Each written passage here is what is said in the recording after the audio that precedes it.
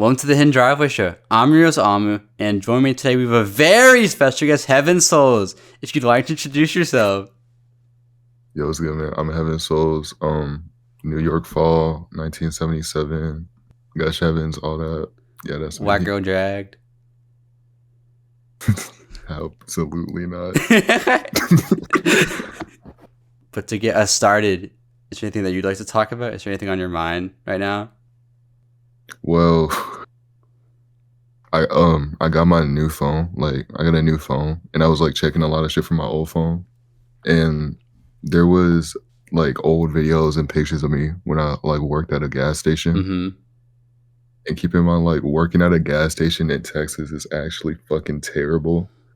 Because it's just like, it's a lot of like old Confederate white people. And they would just be like doing stupid shit. Like, there was like this nigga that like, he came in and he rang me up. And he was trying to like ring me up saying like, hey, can I have 250 on pump 1? I was just like, oh, like 250. He was just like, nigga, do you think I can't afford 250? Like, dude, like, use 2.50. I was just like, nigga, why are you doing 2.50? Like, that shit's not gonna like ring you up. Like, that's not gonna be good. Like, I can literally just like drink that shit. Like, it's 2.50. But yeah, I was just thinking of like old jobs and shit. Mm-hmm. Yeah, because I know you've had a few, right? Yeah, I got too many. I'm trying to get one at Best Buy right now. But like, I don't know if I can do it because I'm like doing like mad shows and shit, and I feel like they're gonna like clash with the scheduling and shit. So I don't know. I think I might wait till like after I get all my shows done. Yeah, well, because you have this camera at Sonora in July, which you should go to if you're watching this in Brooklyn. Yeah, Pikey will be there. I have that. I'll be there. You should be there. Yeah, just mad niggas finna be there. Noah's finna be there. Bab, Alfred, like all them niggas. Slay with me. It'll be fire. Mm-hmm. It's gonna be crazy. But yeah, I have that. I have the Austin show that's gonna be in August. I have this Japan show in Sapporo that I'm doing in September, and that's gonna be like very fucking weird because me and Japan just don't go well. But I'ma still go, and I think that's gonna be it for now, unless like anybody else books me for anything. So I don't know. Are you gonna be flying like solo out to Japan? I don't know, cause like from what I'm hearing, I'm finna be doing like a set for like almost like an hour and a half or something like that. So it's just gonna be like a really weird, like an hour and a half set in like a country that like does not speak my language, like deep in like Japan. It's not like Tokyo or like Shibuya. Nah, it's like deep in there. So I'm just like, I don't know. I mean, you got a bunch of instrumental stuff too, though, so you could do like a DJ set probably for that. I feel like that would work. Yeah, that would be fun. Yeah, that would be fire. Because even for this, it's just gonna be like all of like the songs that I have that's vocal oriented. Mm-hmm. Everything else is gonna just be instrumental. So I think it's gonna be like that. I feel like your music's varied enough that you can make it work for both scenarios though. And actually, speaking of which, so while I hadn't properly checked out your music until recently, I've been aware of you for over a year now, just because we're in the same like friend group circle. So like, even though I wasn't tapped in, like I still like knew who you were. But I'm so glad that I finally did check out your music, because there's really just nothing else like it. It's very free flowing, and you're able to kind of just do like whatever you want with your music, essentially. Because like you're saying, you got the really crazy, just like experimental hip hop stuff. You've got some like sad, like kind of like art pop stuff in there. A lot of just random instrumental, like glitch music. Like there's just a lot going on with your music. I don't even know how to describe it, because there's just like, you do everything pretty much. So you're easily the most varied artist that I think I've had the chance to interview on here. So given all that, how did you get into making music initially, and who are some of your biggest influences for it? All right, so I got into making music like for like years. There's like an old SoundCloud page out there of me just making music for like probably like 11 years ago. It was just like me just like singing a cappella because I didn't know how to like make beats and shit, and I didn't have any like instruments. So it was that. But and I made music before under like other names like Off KS and like all that shit, like old shits. But when I started making shit like under like the Heaven Soul shit, before it was like in 2021, I made like the album Pike World or whatever. That shit was weird. Then I made NGK, and NGK was like the only like that album that during that time where I got like a little bit of traction. It was just me making like cloud rap shit because I just thought it was cool, and I was just like that was during the time when I was like in high school, and I would just like skip class a lot and just like I had a girl that she would just like give me the keys to her car because she would take me back or whatever. So I would just like sneak into her car and just like make music, like use her car space and just like record there. But I think whenever I like actually got my sound together and shit was when I made debut, and like after debut it was just like all downhill. But the thing about my influences is that like they vary. But I think like when it comes to like only music, because like a lot of the shit that influences me is just art in general, just like whenever it's like movies or like video games or like books and shit. But I think like one of my biggest influences it's got to be like Immediate Heat. I'm not gonna lie. Mm-hmm. Wait, 'Cause she that's sounds how the you most said like her name, nostalgic. Amijan Heap. Yeah, I can't say Amigan because like Amigan just sounds ugly as fuck. I'm not gonna lie, so I'm gonna just say Amigan. But she was my she was my biggest inspiration only because like it's not even like her instrumentals or like the way she sings or anything. It's just like her shit just sounds so fucking nostalgic to me, and I Mm-hmm. think that's like and it provokes such an emotion out of me to the point where I'm trying to like put that like same emotion in how I felt when I heard her shit on my shit. Yeah, because I know you Because I sampled think "Breathe In" for like "Cause I Love You," right? oh yeah, when it came to that song like sounded like mad powerful to me, even though like whenever you hear the song, it's just like it sounds like a mad normal like 2000s pop song or whatever. But yeah, I tried to like reinvent it to how it felt when I heard that shit. Mm-hmm. And that's what I do with a lot of songs whenever I do like remixes. Like in when it came to that super bass song on Awesome, I did that shit. Zip Them Pants Up in mixtape one, I did that shit. It was just like whenever I remix a song, it's always from like the point of view of like either I can put my own spin on it or like whenever I heard this shit was so crazy Mm-hmm. or so like complex or whatever, and I just want to like reinvent it in my own way to Yeah, like dish it out. I know you did like "All I Want Is Your Love" too, right? But, like I know Jay. Oh yeah. That sounds awesome. Um, there are some remixes that I have to like redo. I did one with Jay for Melancholy Blue. Um, we made a remix of a Young Money song, and that was that shit is just like lost in like the shit. I remember Lisa Crampton reposted it or whatever, but that shit's like lost. I have to recover it and like redo it.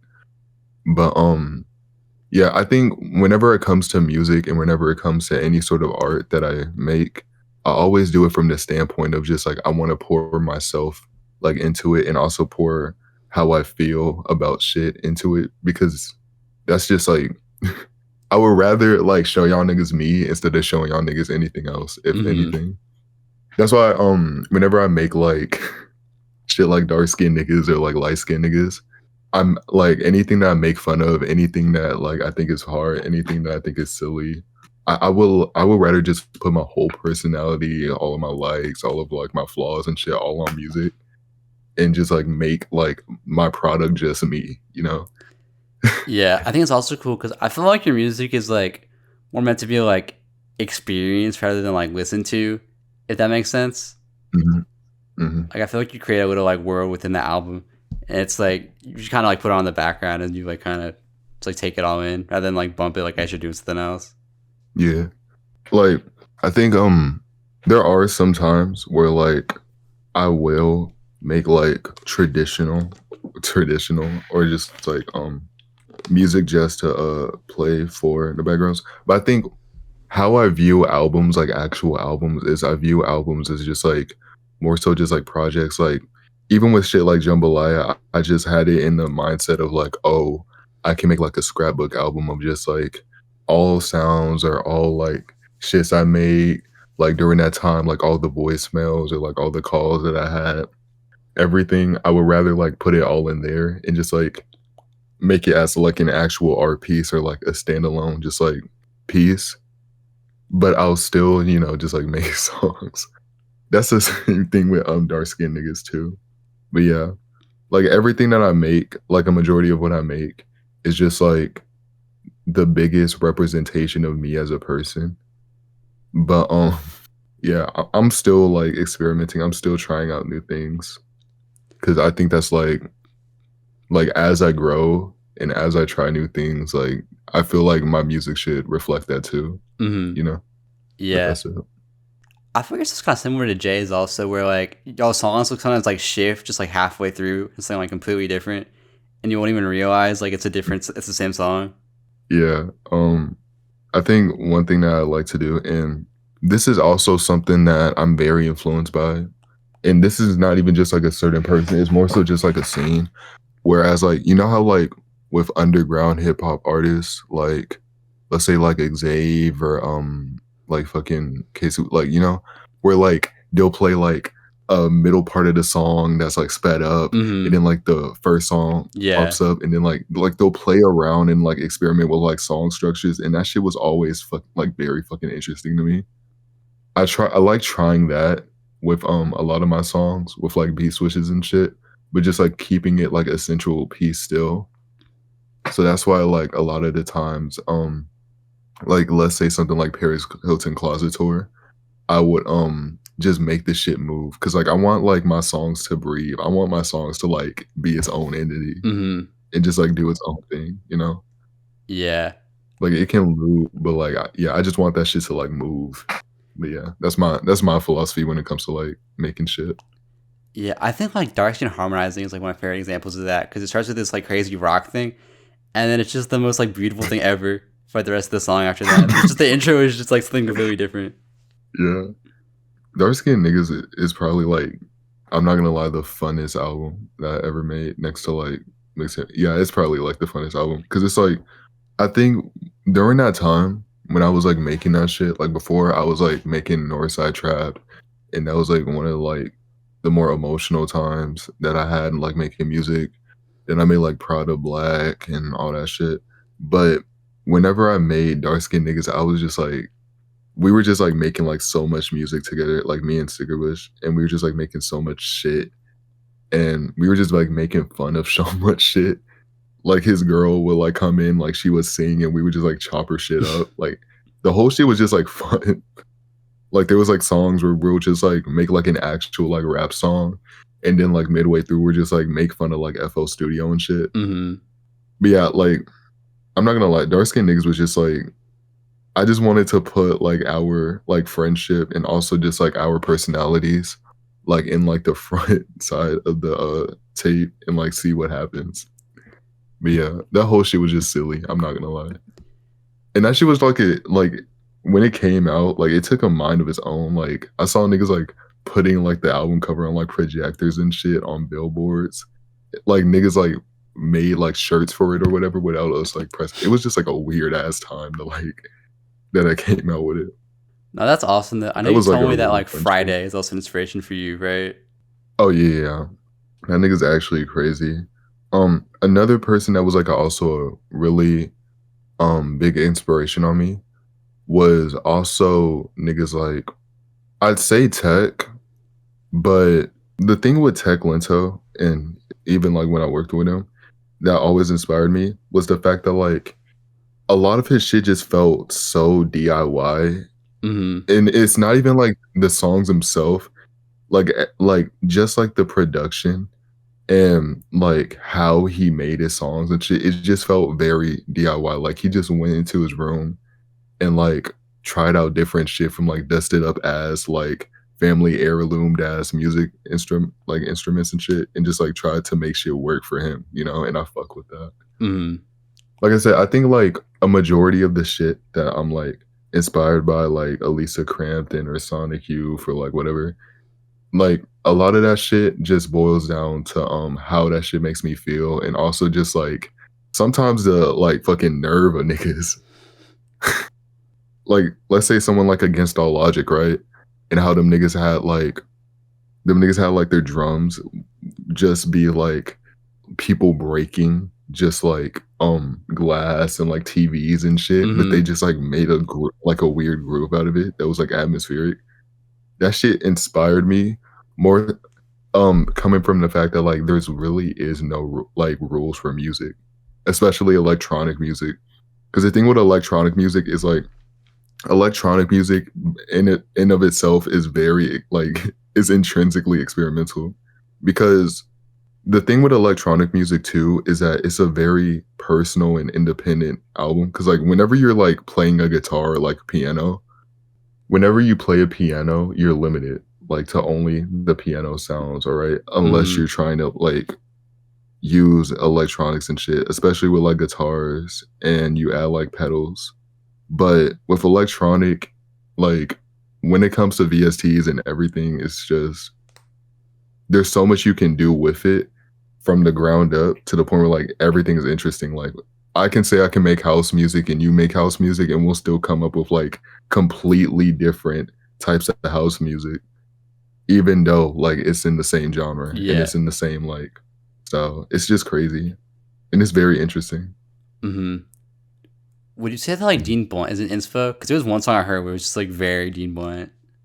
I think Dean Blunt inspires me, not necessarily when it comes to music. It's more so just he inspires me in the way that he puts out his art and also how he does his art. Like whenever he did like live shows where he had like these big ass like bulky bodybuilders just like running in a treadmill while like he was performing and shit. Like that shit was crazy. Whenever like some of his videos, like the whole stalker like meme and shit, like all of that shit was just like very interesting to me. Like the thing with Dean Blunt is that like, and this is what I wish like what happened to me when it comes to like James Ferraro and all that. Them niggas can literally pump out like anything, bruh. They can pump out like fucking like the worst shit ever.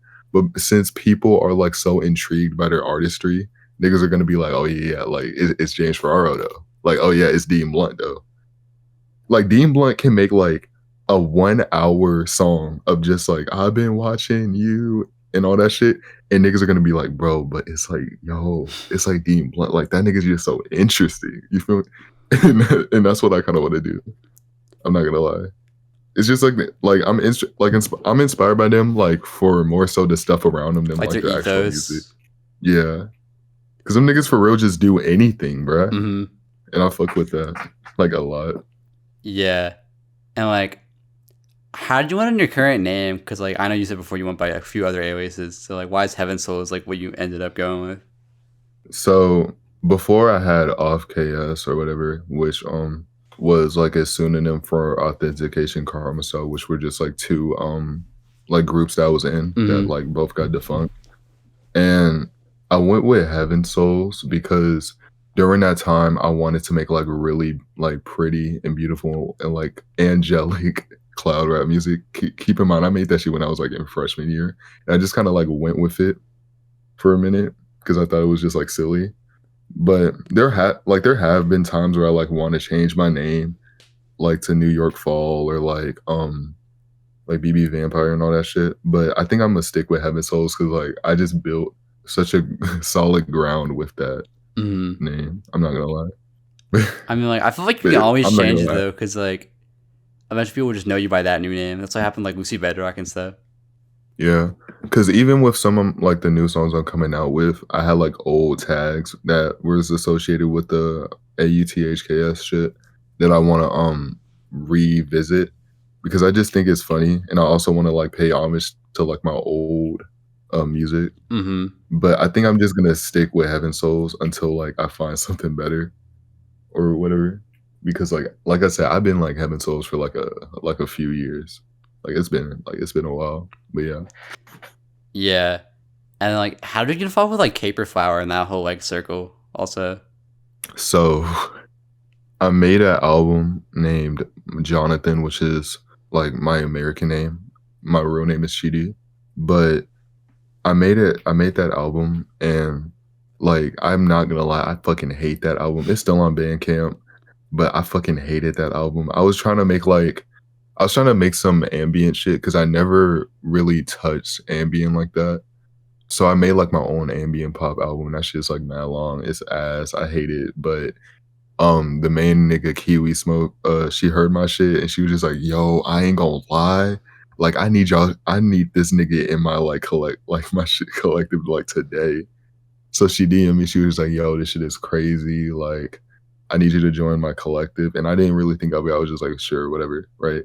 Because a lot of the collectives I can go now I'm, like, active in, like, a lot of them shits, like, die out, Mm-hmm. but, caperflower, like, whenever I made debut and shit, like, whenever I, like, started pumping out shit, and, like, whenever other niggas like Jay and everybody started pumping out shit, like, it got, like, active, and I think I was, like, one of the original members that, like, stayed because a lot of them, like, came and went or whatever, but that was a majority of, like, how we met and how shit happened. We, like, met in a Discord server. She heard my shit, she hit me up. I didn't like it at that time, but, it was weird because, like, I'm not even gonna say I was, like, self-deprecating. I genuinely just did not fucking like that album. I was like, that shit was just, like, so badly mixed, and low key, if I ever find the stems for it, I would remaster it because I think I did have good ideas with it. I think I was just, like, trying shit. Mm-hmm. Yeah, I am glad that niggas do fucked with it, though, and, that shit kinda did change my life in a way. Same with Debut and Jambalaya and shit. Yeah, because like, would you say the people like in caperflower have like influenced you at all? Just like being part of a group like that. They influenced me in the way that, like, they're very honest. 'Cause, I'm not gonna lie, whenever I was c pumping out music for a minute, there wasn't really anybody that was giving me, like, actual critiques or, like, actual constructive criticisms. It was always just people being, like, supportive, and I really appreciated it, but, like, I'm sorry, I would genuinely wanna grow, you know? So, it was hard, but, Yeah. like, I went to Caper Flower, it grew, like, everybody was, like, honest with me and shit, like, they helped me out. But, I think the people that inspired me the most were, like, Stickers inspired me a lot, fucking, Lane Boulevard inspired me a lot. Just, like, a lot of, like, the niggas in there. 'Cause, I feel like the thing with Caper Flower and some of the people there, they were just, like they express, like, all of themselves, and I fuck with that, you know? And, like and one thing that me and, Cigar Bush used to do too, and I still do, is that, like, there will, like, be, like, this one R&B singer that, like, we ended up, like, sampling a lot. Cause like, I used to sample Brandy a lot, and I still do frequently. This nigga used to sample Sexy Red a lot. That's why there's, like, a lot of Sexy Red, remixes and shit. But, yeah, it's just, like, we, like, clash together, like, hard, so, like, we inspire each other. But I think, like, Caper Flower as just, like, the fact that it is a collective inspires me, like, inherently. But, yeah. Yeah, just because it's all those people like coming together, even though they do their own different thing. Mhm. Definitely. Yeah, I was also curious about your vocals because I know you told me that like you don't like doing vocals that often, right? The thing with vocals is that, like, I don't mind doing vocals. It just took me a while to, like, understand how to mix my vocals. Cause whenever I would, like, go on YouTube and, like, look up tutorials and it would just be like, "Oh, like, you gotta cut the low end and up the high end," and I have, like, a deeper monotoner voice. So it was just, like, hard to figure out which worked for me, and it took a while and it took a lot of, like, trial and error for it to work for me, but when it did, I think I did it more often. I think Dark Skinned Niggas was, like, probably the best that I mixed my vocals. Like, that was when I, like, figured shit out. Mm-hmm. But for a while, that's something that I, like, wish I can, like, go back and fix, especially for, like, a lot of my other shit. But, I think I got it more comfortable because I got it more understanding of, like, how I can mix my vocals and how that shit can be better. Yeah, because like, are there any like, should I have like production influences? Are there any like vocal influences that you have, like how you rap or sing? I think when it comes to singing, I love, like, very expressive, like, people that are full of expression when it comes to, like, their vocals. So I like Bjork, I like Cameron Winter, I like Arthur Russell and shit. Fiona Apple is one of them. I just love, like, artists that just, like whenever they perform or whatever they sing, they're in their, like, rawest state to the point where, like, it's sometimes it sounds ugly, but sometimes it just sounds beautiful. Mhm. But it just sounds, like, unique to them. It just sounds like them, you know?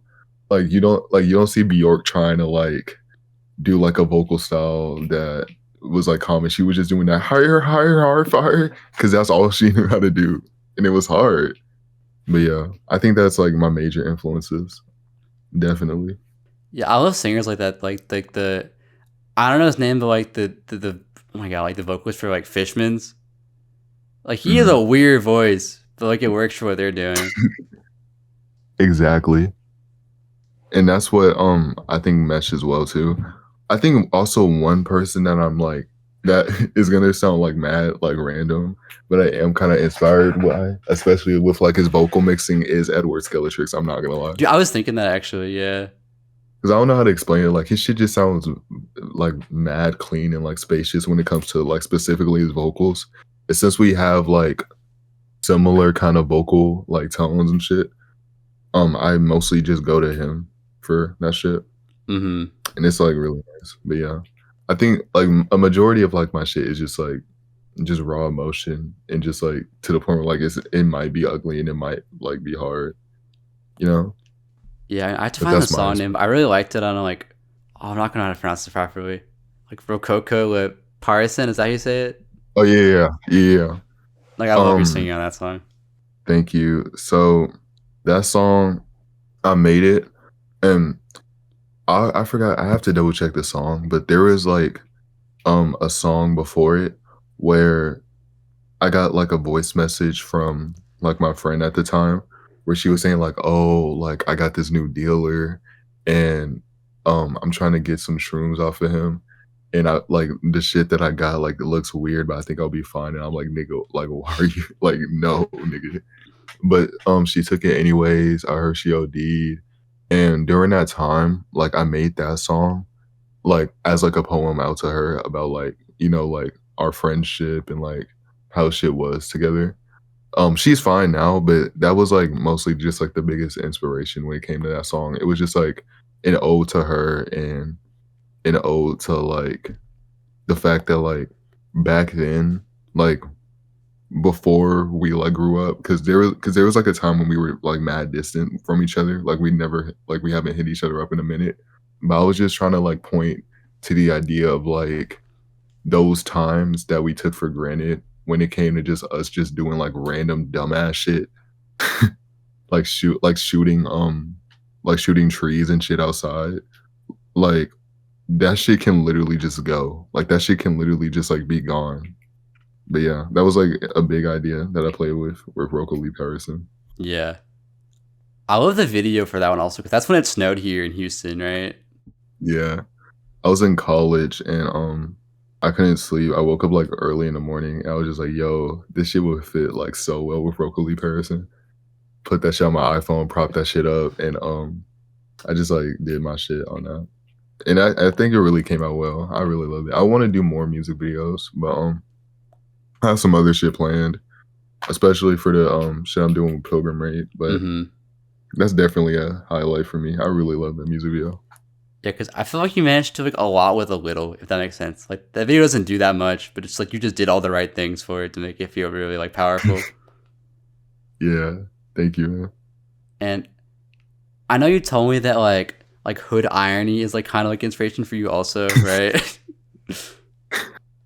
Yeah, I think when it comes to cultures and, like, embracing your culture, like, it's good to talk about, the injustices and the shit that can risk it, but I feel like when it comes to embracing it, we have to also embrace, like, the irony and, like, the shit that we do and, like, the little quirks that we do, you know? Mm-hmm. And that's what I like to embrace with, like, when it comes to, like, Black people and also, like, Africans, because like, nigga, we be wilding to the point to the point where, like, I just wanna embrace it. Like, when it comes to, like, the Hennessy shit, the weave shit, like, the whole, like like, the whole Chris Brown shit, like, all of that shit is just, like, silly to me, and I just wanted to embrace it, especially coming from, like, the environments that we have. Because the thing with me is, like, I moved frequently. Like, I lived in Nigeria, and I lived in Alameda for a bit, and I lived in Third Ward, then I lived in A-Leaf, then I moved all the way to Pearland, then I lived in the Woodlands for a bit. I, like, moved around, like, all like, multiple places and multiple areas, middle income, low income, like, all that shit, and whenever you move, like, not only does your, like, friend group and, like, all that shit, like, take a toll on you, but also you get to, like, really understand and like, the wider scope of, like, classes and, like, how Mm-hmm. everybody, especially, like, in of your own race acts when they're not in that same environment. Because like, the black people that being, like, up in the Woodlands or, like, up in fucking, Pearland or Sienna, like, they're not gonna be the same niggas that's gonna be in fucking, like, the Four Corners and shit, Like or, third like, Hiram ward. Clark or this and that. Yeah, like, all them niggas. Like, they're not gonna be the same. So, I was just highlighting, like, the silly shit that we be going through, like, when it comes to, like, Sheerox and shit. Because I think it's just funny, and I think it's cool. Like, EPT and shit, like, all that. That's just me. Yeah, was that part of like the inspo for like the light skin, dark skin albums also? Light skin niggas, dark skin niggas, we were just trying to make we were just trying to make a weird ass R&B album. Like that was originally like the shit. But it was hood irony, but like we were just trying to like make R&B songs out of like that shit. Mm-hmm. Like Roaches, like Newport Hoes and shit. All of that shit, like and some of those shits like we actually like went through. Like there was a song on Light Skin Niggas where we were talking about how bitches like banging on the door and breaking the door to see us and shit. There was a bitch that like when me and Wobble were like chilling with each other, his girl couldn't like come in and he was like trying to find the keys or whatever. This bitch like broke open the door and shit. So we were just like making so we were just making fun of like situations and shit and just like tying it into like our culture because like shit like it's not like shit really does be like that sometimes and it's funny. But yeah. Yeah, I think it's cool that your music is just like a big encapsulation of just like everything. I guess I feel like it really shows when you listen to it. Yeah. Another thing with it though, because so me and you are both from Houston, I was living there currently. So the week before we recorded this interview, we met up to get to know each other better beforehand. And Mhm. I drove 40 minutes to go meet you at your local Barnes and Nobles, where I saw that you're checking out a book, which is honestly kind of a rarity for people our age nowadays. I feel like because you actually like really love reading. I know like you're super into that right now. So, Yeah. what are some of your favorite books, and how do you say that like literature has like influenced your art? So I took it up reading recently because I was trying to settle an argument with a nigga because I'm like a very argumentative person. And they were just saying like, "Oh, Murakami, like you should try Murakami." And then like I heard like some shit like, "Oh, Murakami just does not write woman or whatever." So I was just like, "Yo, I have to like read this shit" because I heard like some crazy shit about that book. Read that shit, I was just like, "Yo, what the fuck?" Couldn't put that shit down, and I was just like, "Okay, while I'm here, let me read some more books." And like when it comes to like this big ass, hold on, I'll be right back. Okay. When it came to like this big ass stacks of books right here, I'm gonna tell you something, bro. All of these books, bro, all of these authors, dead, alive, from 1800s all the way, like all these niggas, they're all head ass. Like all of them niggas are head ass. I'm not gonna lie.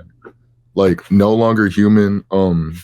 Like apparently it's like one of the most best selling books in Japan. That shit is so fucking head ass. It's just like a nigga that's depressed and saying like, oh, like I'm scared of humans. I'm like gonna entertain humans. Like humans are my little playthings and shit. I'm just like, nigga, what are you doing?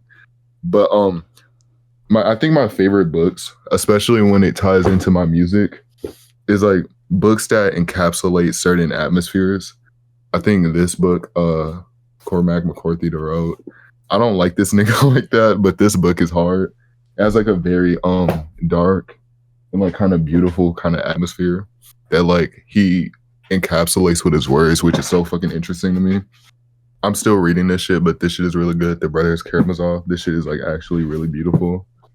It's a lot of philosophical shit. I ain't gonna lie, Clarissa Spector, Agua Viva. This bitch is kind of crazy. She's like this old white bitch, and she's like mad mentally ill or whatever. She's like Fiona Apple in that like kind of instance. and she would just like ramble about like just random shit. It's just like it's one of those like stream of consciousness books where she's just like pouring herself out on a page, and some of the shit is like mad incoherent. Some of the shit just doesn't make sense. But like everything she's feeling, everything she hears, everything that she fears, or whatever she just pours on this book, and it's beautiful. But this shit is wild too. I'm not gonna lie. I think those are like my the ones that like resonate with me the most. The Catcher in the Rye, like it's just a book that I really love, but I don't think it like influenced me. But I think like the books that influence me and the books that I like resonate with are just ones where like you can just feel like how the author was feeling like while he was making it. Yeah. Because some shit, like I will say, I won't lie, some like certain shit just cannot be like displayed in movies or in like music sometimes. Like it can only just be told. And I fuck with that. But like, yeah, some of these niggas are head ass, but it's funny. Are there any good like book to movie adaptations? Because usually they always suck that you've seen. I'm not gonna lie. The Perks of Being a Wallflower, I think, had a good adaptation, and it had a good book. I'd say that, but like I understand why people like when it comes to books, like people are very skeptical about like adaptations and shit. Because whenever you're reading, it's a very personal experience because you're basing and you're tying like characters from like, oh, okay, like if I'm reading this shit, I'm just like imagining like someone like you or right or whatever, or just like someone in my family or like one of my friends or whatever, or just like what I think this nigga like looks like or right. And like any environment like that you remember, you tied it like so it's a very personal experience kind of thing. And you just tie it in with like these characters and shit. So whenever you watch a movie, like I feel like a lot of niggas are just gonna be like mad about it because it's just like, oh yeah, this is not how I imagined. Like, ugh. So it kind of like kills the like feel of it. But yeah, I genuinely say the Perks of Being the Wallflower is a good one. It just depends on like the book, low key, and it depends on what you gain, like what you personally got from it. I'd say, but that's my take on it. Yeah. I mean, I thought like Captain Underpants had a good adaptation. But, like I don't even know what we're talking about. Like that was a pretty good movie. It's been a minute since I watched it. I have to rewatch it. I remember that shit being like insanely stupid. I love it. No, you're right though, because like when I read books, like they'll describe the characters, but I always picture them as just like people I know usually. Hmm. And I think that's what makes like certain books so captivating sometimes, but also so like fucking like head ass. Cause like especially nowadays, I'm not gonna lie, like in the book discourse and like some of these like new books, like some of these shits are just like wow to the point where I'm just like nigga, like what are we doing? Like what are we doing? So so I don't know. I feel like when it comes to, if you have to like read anything or like if you're trying to get into reading, just know that like every author is head ass and like whatever book you choose, you just have to like kind of deal with like the certain degree of head ass. It just has to depend. Cause yeah, some of these niggas are wild. I'm not gonna lie. Like J.K. Rowling. Not definitely her. Even like I'm not even gonna lie, Cormac McCarthy, like I was just glazing that nigga like not too long ago. But he made this book right here. A lot of YouTubers like video essays fuck with this book or whatever. This shit is weird, bruh. It's just niggas like getting killed and like mutilated and shit and died, bruh. And like the whole philosophy is just like God is death or whatever. But like everything about it's not like niggas are saying like, oh yeah, it's disturbing, it's disturbing. No, it's just head ass. I'm not gonna lie. But yeah, it's just like it's certain shit you gotta deal with sometimes when it comes to stories, but like I feel like it's the same with like movies and everything. Yeah. Were you ever into all those like YA novels? Because that sounds like really into reading. Was with like Hunger Games, like Divergent, and like all of those. I've been really meaning to get into like some of the YA shit because I heard like there's some like stupid shit on there, and it's like really like intriguing me. But if I do, like I'm gonna most definitely talk like extensively about it because like right now I've just been reading like a bunch of like the classics or whatever Mm-hmm. just to get like a little bit caught up. But I think the only YA shit I have is like They Both Die at the End, which was like made by the same nigga that made Infinity Son. and it was cool. It was just like it was basically your name, but like a book, basically. Mm-hmm. They played around with like body swapping and like time manipulation and shit. And that was like their whole like premise, and it was cool. But yeah, like I said, like I want to get in. I'm gonna get into more books. It's just like it takes long to read a. It takes some time to read a book, especially with like a big ass book, like fucking this, bruh. I had to do like this that white girl like Oh, fucking like shit just to like point out like certain pieces of it. oh, But do you yeah, annotate?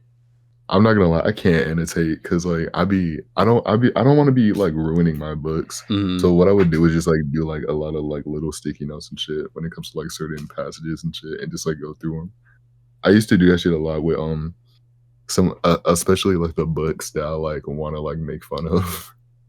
I would just go to like a certain page that's like stupid, and I would just like annotate it or just like put like sticky note over it and just like go back to it whenever I'm just like talking to someone. I'm just like, bro, like look at this shit. Like this shit is insane. Like this shit is weird as hell.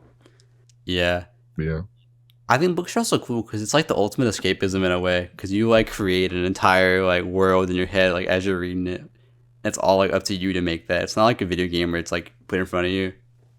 True. And I'm not gonna lie, like for some reason too, books like whenever you're reading, like time like moves like by like so fucking fast.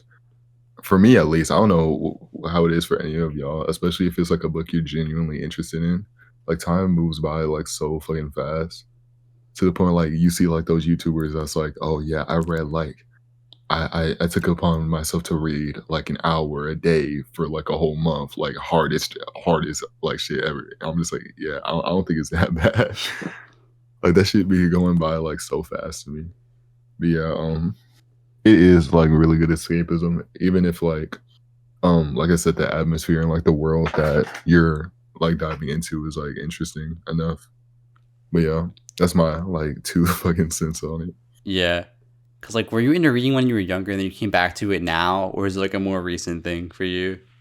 I was never really into reading because like a lot of like the books that like niggas made me read was just like fucking like not interesting at all. Like niggas would maybe have me read like The Outsiders, which is just like white boys in the hood. That shit wasn't like fire. Niggas had me reading like The Crucible and shit, and that shit was just annoying. It was just like niggas getting like lynched up or whatever.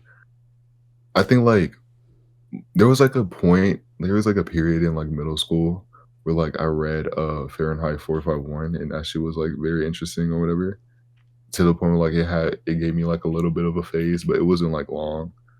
But yeah, I think like the biggest phase that I have and will always have is like music.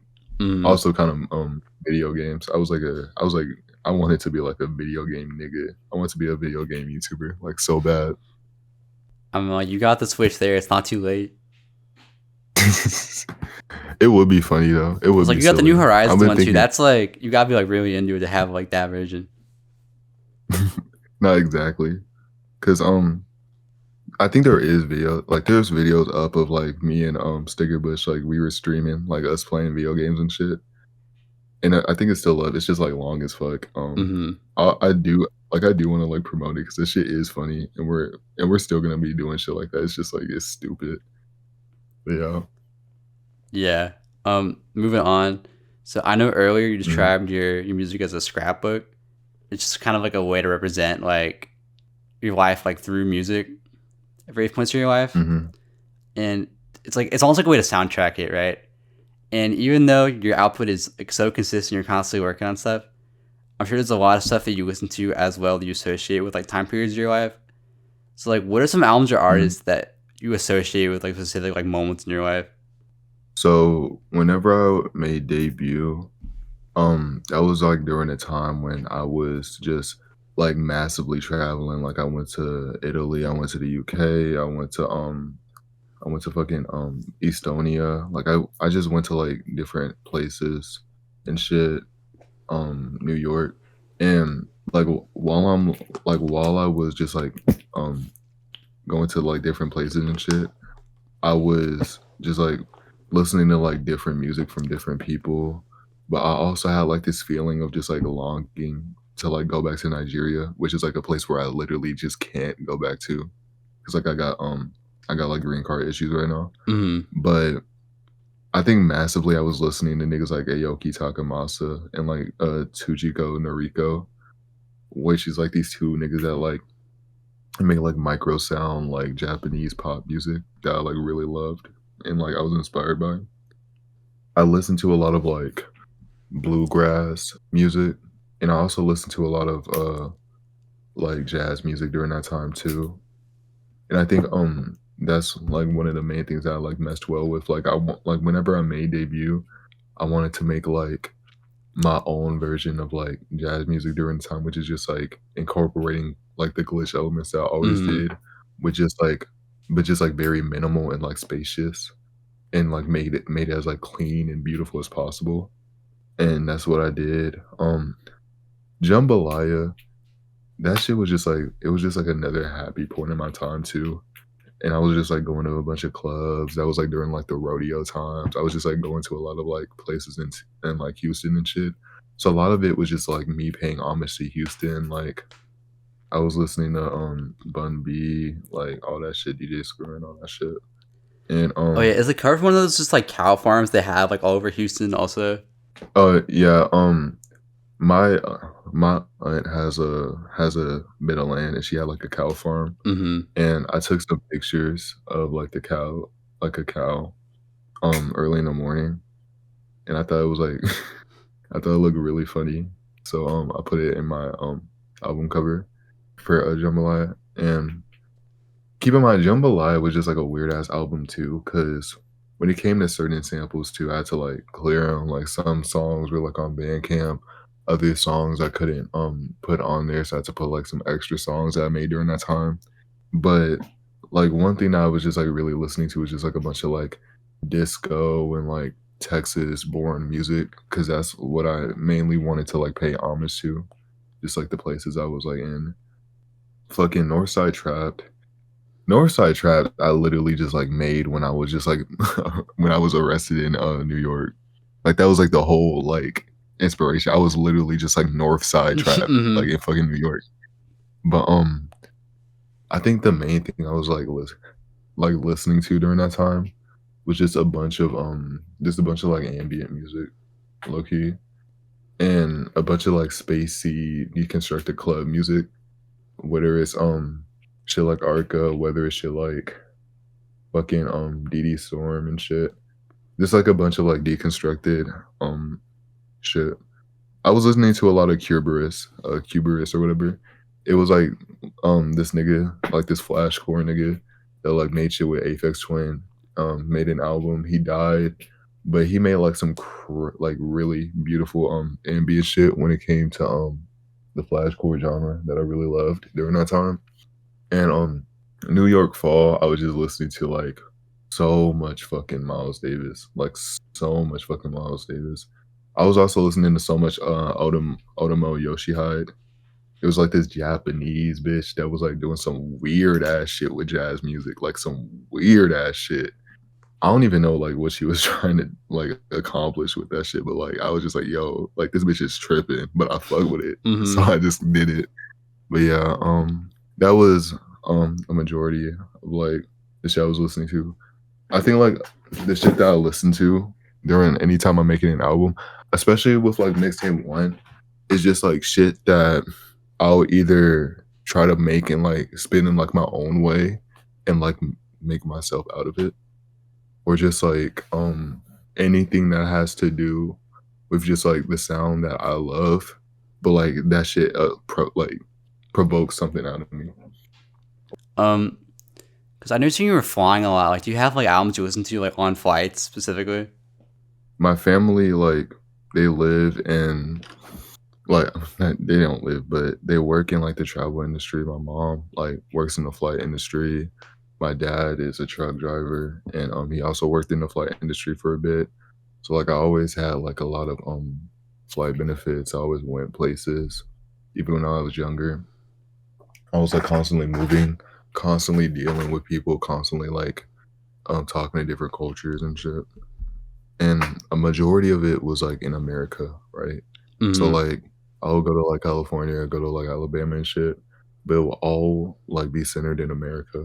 But it wasn't until like recently I like left the country, and that's when like a lot of like some crazy shit was happening. I went to Mexico, went to Japan, and all that shit. And yeah, I think one thing that I'm like inspired by when it comes to like going to other places and going to different and like talking to different cultures and shit is more so just like the fact that like people have their own like nostalgia when it comes to like the environment that they're in.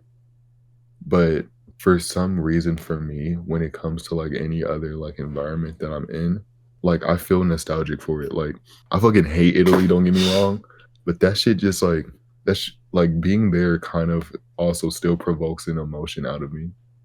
Like how But yeah. so? So whenever I went to Italy, I went to I was in Padova for a bit, and walking in Padova, everything like especially coming from somebody who like used to live in like around like land and shit, like cows and farms and shit.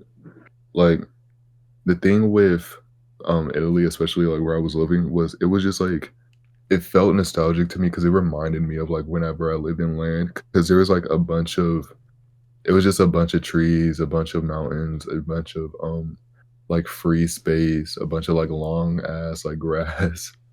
And then like you drive a little bit and there's like there's a house and then you drive like a long distance away and there's town. Hmm. To the point where like whenever like I walked outside and shit, like I still feel like nostalgic of like just me walking outside and just like it's weird because it's just like I feel nostalgia for me walking outside in Italy and feeling nostalgia for like me being back home in like Nigeria living in land and shit. It's just weird. But yeah, I don't know. Because like with America, it's just like it's not even just America. It's just like in Texas, everything's so like populated. Everything's so like there's so many freeways and like highways and shit. It's not as It's hard walkable. to get Like away from everything's like everything. so. So I'm saying it's just everything's just so like in. Same with New York. That's why New York everything's just so fucking claustrophobic. Even if sometimes it feels a little bit more spacious. But there's something like really beautiful of just like being isolated, especially in like an environment. So I fuck with it. Yeah, I think for me a more recent album that's like soundtrack my life was like Asphyxia by Vapping Isaac.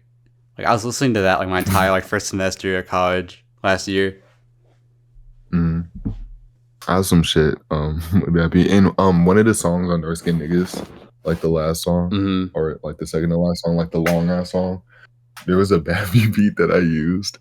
And I didn't tell them because I wanted to surprise them because they just sent me the beat and they were just like whatever. And they just started like dying laughing.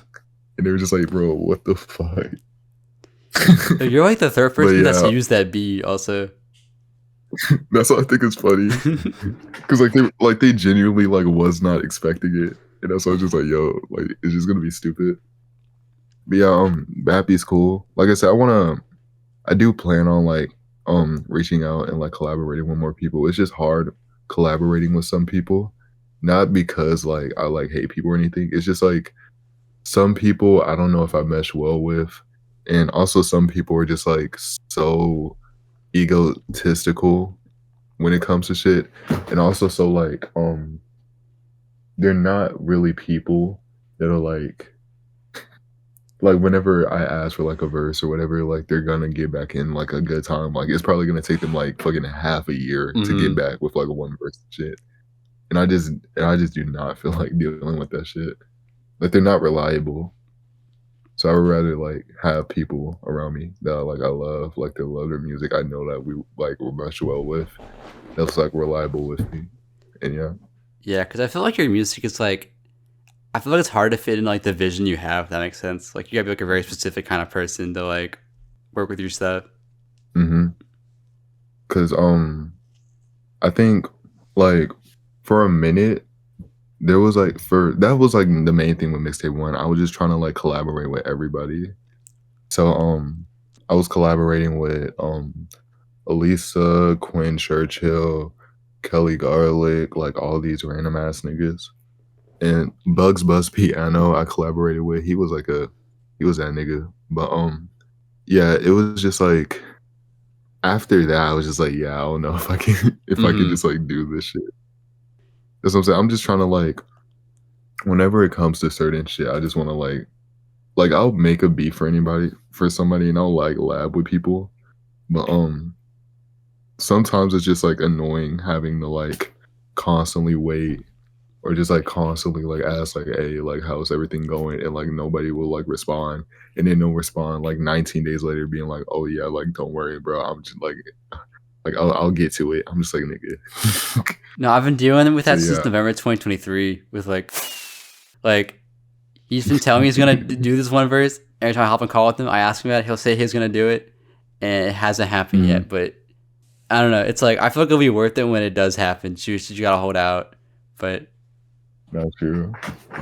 It's gonna be like the Bappy 10K incident. Like I'm just not I'm not gonna do it. yeah, I know you've also had like I know working with like Tech Linto. It's kind of weird, right? Yes, bruh. And that is a nigga that I do not know if I'm ever gonna work with again as much as I love him. Cause like, okay, so the thing with Tegalento is I made Out of London. Like that was like the single for debut with him. And the thing is that he did some of the glitch parts in there. So he was like he co-produced, I credit him.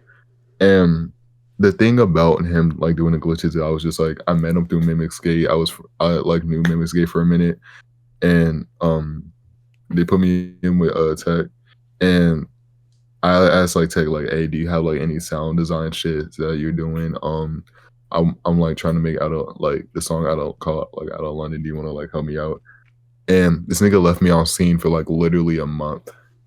And this nigga came back and sent a picture of like this ugly ass like Asian nigga, like this memed ass Asian nigga, and he was just like, check your Gmail, and like that's when I got like some of the glitches down. I was like, okay, bro. But yeah, that nigga's just weird, bro. That nigga's just weird, like weird as hell. I'm not gonna lie. Like I don't know what the fuck that nigga got going on. But, his shit is really good though.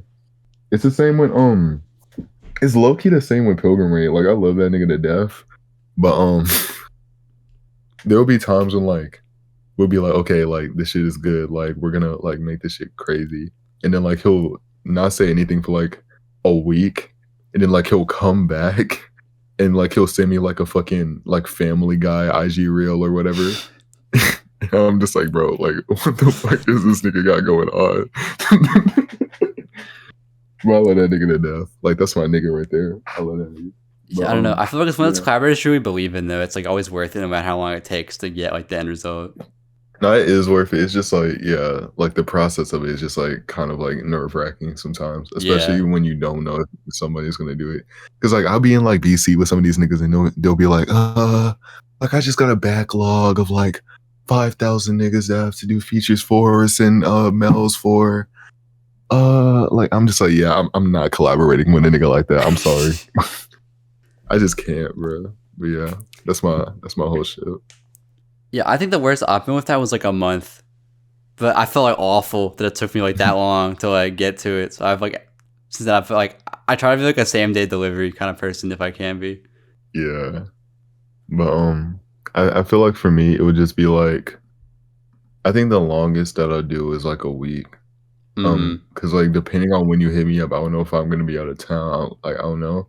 And I'll like talk to you through like my shit. I'm not gonna like bitch you out, you feel me? Yeah, Like I'm not just gonna like ghost you. Like I'm going to like communicate with you because I'm so like whenever you're communicating with somebody whenever like shit like that happens, like it's way better than just ghosting the nigga and just like you waiting with your like fingers together hoping yeah. like the nigga will like respond back.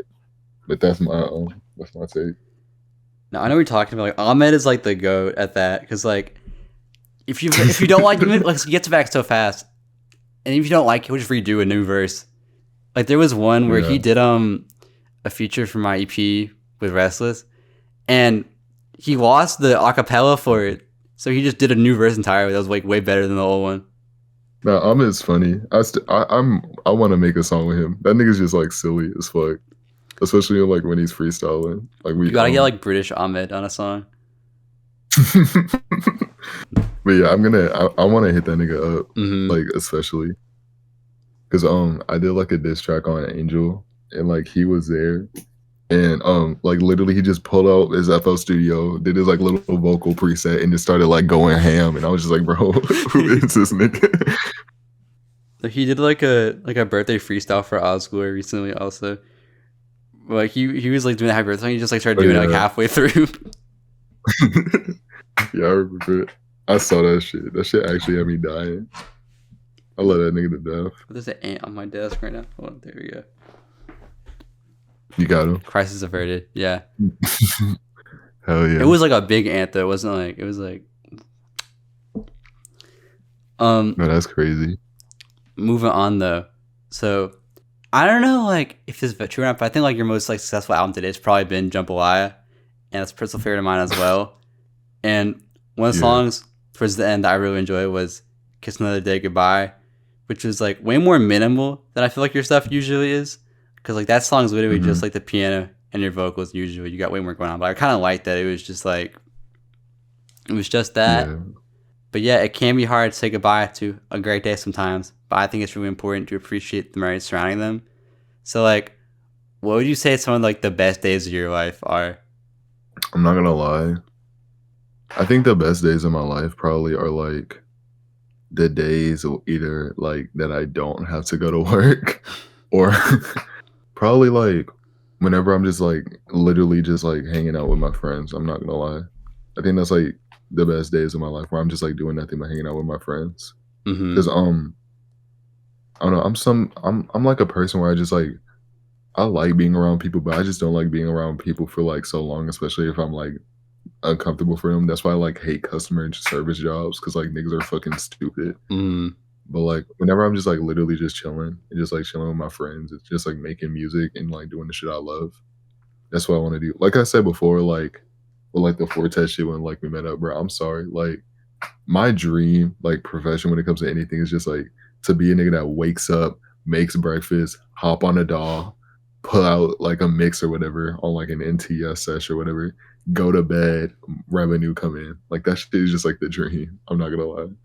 But yeah, those are like the best days. Anything I'm just like making shit or like just talking to my friends, those are just like the best days to me. Yeah. Do you have any like specific like memories surrounding that? So I'm close to Sigurd Bush's uncle. Like he has Discord. So I like talk to this nigga like all the time. And there was this one time when like I was just like on VC with him and like his friend. And this nigga was like he was frying me because like keep in mind like I don't like weed like at all. Like weed is just like it just makes me paranoid. I just hate that shit.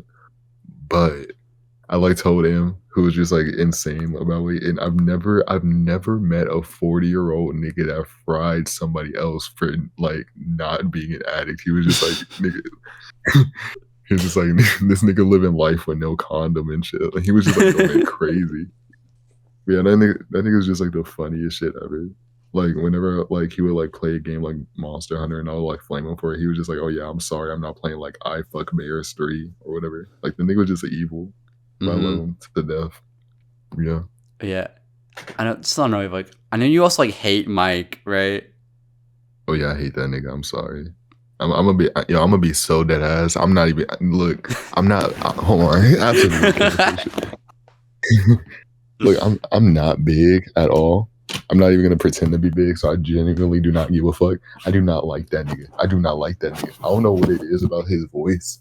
I don't know what it is about like his vocal inflection. I don't know what it is about like the fucking lisp he got, or like the fact that like whenever he makes music, the beat will be like in like one side of the like building, and like his mic will be in like the other side of the room or whatever. I don't know what the fuck it is. I just hate that nigga.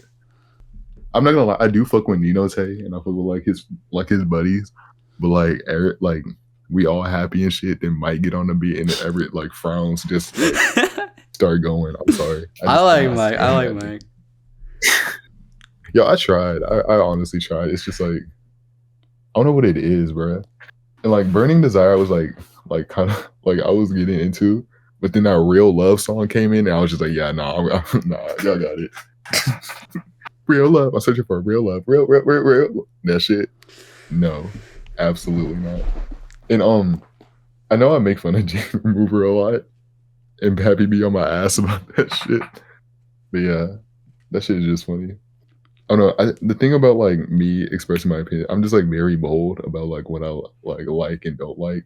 To the point like a lot of niggas just be like, "Oh yeah, you don't like anything," or like, "Yeah, you're just like a cynical ass nigga." But like, I'm very open for like opinions to change and shit. I'm never gonna like outwardly hate on something just to outwardly hate on something. I'm giving everything a chance. But I'm telling you, bro, if I don't like something, nigga, I'm gonna let you know. I'm not gonna lie. I mean, Like like, straight up. I feel like your mic hate is always like valid because you've listened, you've properly listened, and you know you don't like it. Cause like Yeah. I used to shit on Burial, and I listened to Untrue like one time. I was like, I don't like this, and like for years I would say I hated Untrue, and like I listened again, I was like, wait, no, it's actually good. So like, but you've been listening, you know that you just don't like Mike. Right. Like, I'm not gonna lie. How I feel about Mike is also the same thing I feel about Cities of Viv. I don't really hate Cities of Viv. It's just like before when he was just like rapping over like these like 80s like workout like TV type beats or whatever, like head and shit. Like URL, like that was hard. But then like whenever you go to Gum and he's just like Well, Gum rapping kind of over like sucks ambient, though. Like, he would just do the fucking like pull it up with the yeah. That chopper hit, yeah. Like I just hate that shit. oh wait, what's the one song? Isn't it like it's like Time Something, where it's just like him like with like add a key auto tune for like 10 minutes. Yeah, and even like the album with like the six on like the cover like the orange and then like the six or whatever. Yeah, and like the whole shit is just like this one like loop. He just like we can't finish the yeah. 40 yeah. I was just like I hate that shit so fucking much. That shit would annoy the hell out of me, bro. I don't know. I've heard Cities of Eve is like kind of like a shitty person. Like I like most of his music though, because I feel like it exists in that very like sleepy like I don't know. I fuck with like sleepy rap. I think that's why I like Mike so much. Cause like they just got these like chill beats that are really pretty, and they're just like saying stuff on them, and like the words like they matter, but like it's kind of like just like a texture on top of it. Yeah. I'm not gonna lie, Mike's lyrics are also funny. I'm not gonna look, and it's funny because I don't even think I like hate Mike like that as much as I hate like someone like Denzel Curry. I cannot stand that nigga. Denzel Curry I actually hate. Like Denzel Curry is just like no. I hate how like overly animated his personality is. I don't know how to explain it. Like this nigga be like constantly acting like he's in a cartoon, and that should be like pissing me off. Oh wait, what do you think of like Kai Cenat then? Nah, absolutely not. Like Kai Cenat kind of funny. Like Kai Cenat got hands. I'm not gonna lie. Like I was hating on that nigga, but I saw like a video of him just like squaring up with like random ass niggas, and then like he was getting like choked up by like Duke Dennis, and he was just like turning into like an African, and it was just yeah, like that nigga got it. But this old Curry, bro, like I'm telling you, bro, like be like a blue collar worker working at like a fucking like machine operating job, and have like your boss be Denzel Curry, and like you also you too would hate that nigga. I'm sorry. Like I know niggas like that. I think that's also the thing that I like demonstrate in my music too. It's like I know some of like these niggas. Like especially when it comes to like some of these like that's why I bring up like the term like Afro surrealism, because like that term is so fucking silly to me. Like anything that's like surreal that was made by black people or whatever is just like Afro surrealism, or just like Negro pretentiousm, which is just like niggas that be like, oh yeah, like my melanin is like the root of like the tree and like all that shit. Like it's kind of silly, but yeah. That's something that I like demonstrate sometimes too, because I just think it's like funny. It's just like all them niggas like, yo, nah, because literally, you know Arm & Hammer, like Billy Woods and shit. Like I made like the most like, keep in mind Billy Woods low key grew on me, but Arm & Hammer like that we buy diabetic tester shit. Like you'll hear like that like the whole album where it's just like the metaphysical like cognition of the black mind or whatever, like extra crispy on my 3-piece and shit. And then like when you zoom in on the album cover, like Elucid has no socks on and he just has like tennis shoes on. Like the whole shit is just like I know these niggas. Like I know these niggas. Like they're barbershop niggas. And it's funny to me. I think that's why I kind of grew to them because it's just like, yeah, I know these type of niggas. Like their dreads probably stank, bruh. But yeah, that's my shit. Yeah, one observation I've always had about Mike though is that like I feel like he looks like the Cheshire Cat from like Alice in Wonderland. It's like always the thought that I've had. Yeah, They got the same grin. uh, not true. And I'm not gonna lie. Like I know about the concert shit with like him and those people that were like playing chess and his shit. Like Oh you know how like yeah. niggas were playing chess on like his concert shit. Um, I'm not gonna lie. I'm not gonna be a hater and be like, oh yeah, yeah, like that's deserved or whatever, because that shit is actually like insane. But yeah, like Mike's probably like a cool person, like IRL, but like I'm sorry, his music just be making me like actually want to like kill somebody. I'm not gonna lie. It's so chill though. Like, how do you get mad at it? it's it's so like slurry, bruh. It's so fucking like slurry. But yeah, I'm not gonna lie. That's it. Like I don't know how the niggas. Yo, I genuinely do not understand how like the niggas that be like saying like, oh yeah, like shit like Xavier so bass or whatever, like they be sounding like sleepy or whatever, like Lil Uzi be sounding sleepy or like X be sounding sleepy, and then like turn around and be like, yo, Mike, yo, this nigga sound alive. It's like nigga, what the fuck? Showbiz is like the best example of it, especially with like something like Man in a Mirror, where you're just like, what's the word? Where really, I waited about to pray out of early.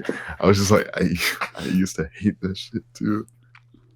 Yeah, there's Yeah. some. I'm not gonna say like Mike has all bad songs. Like there's some songs that like Muscle Beach is like a really good song. That's like one of my favorite songs from him. Guy was like a really good song.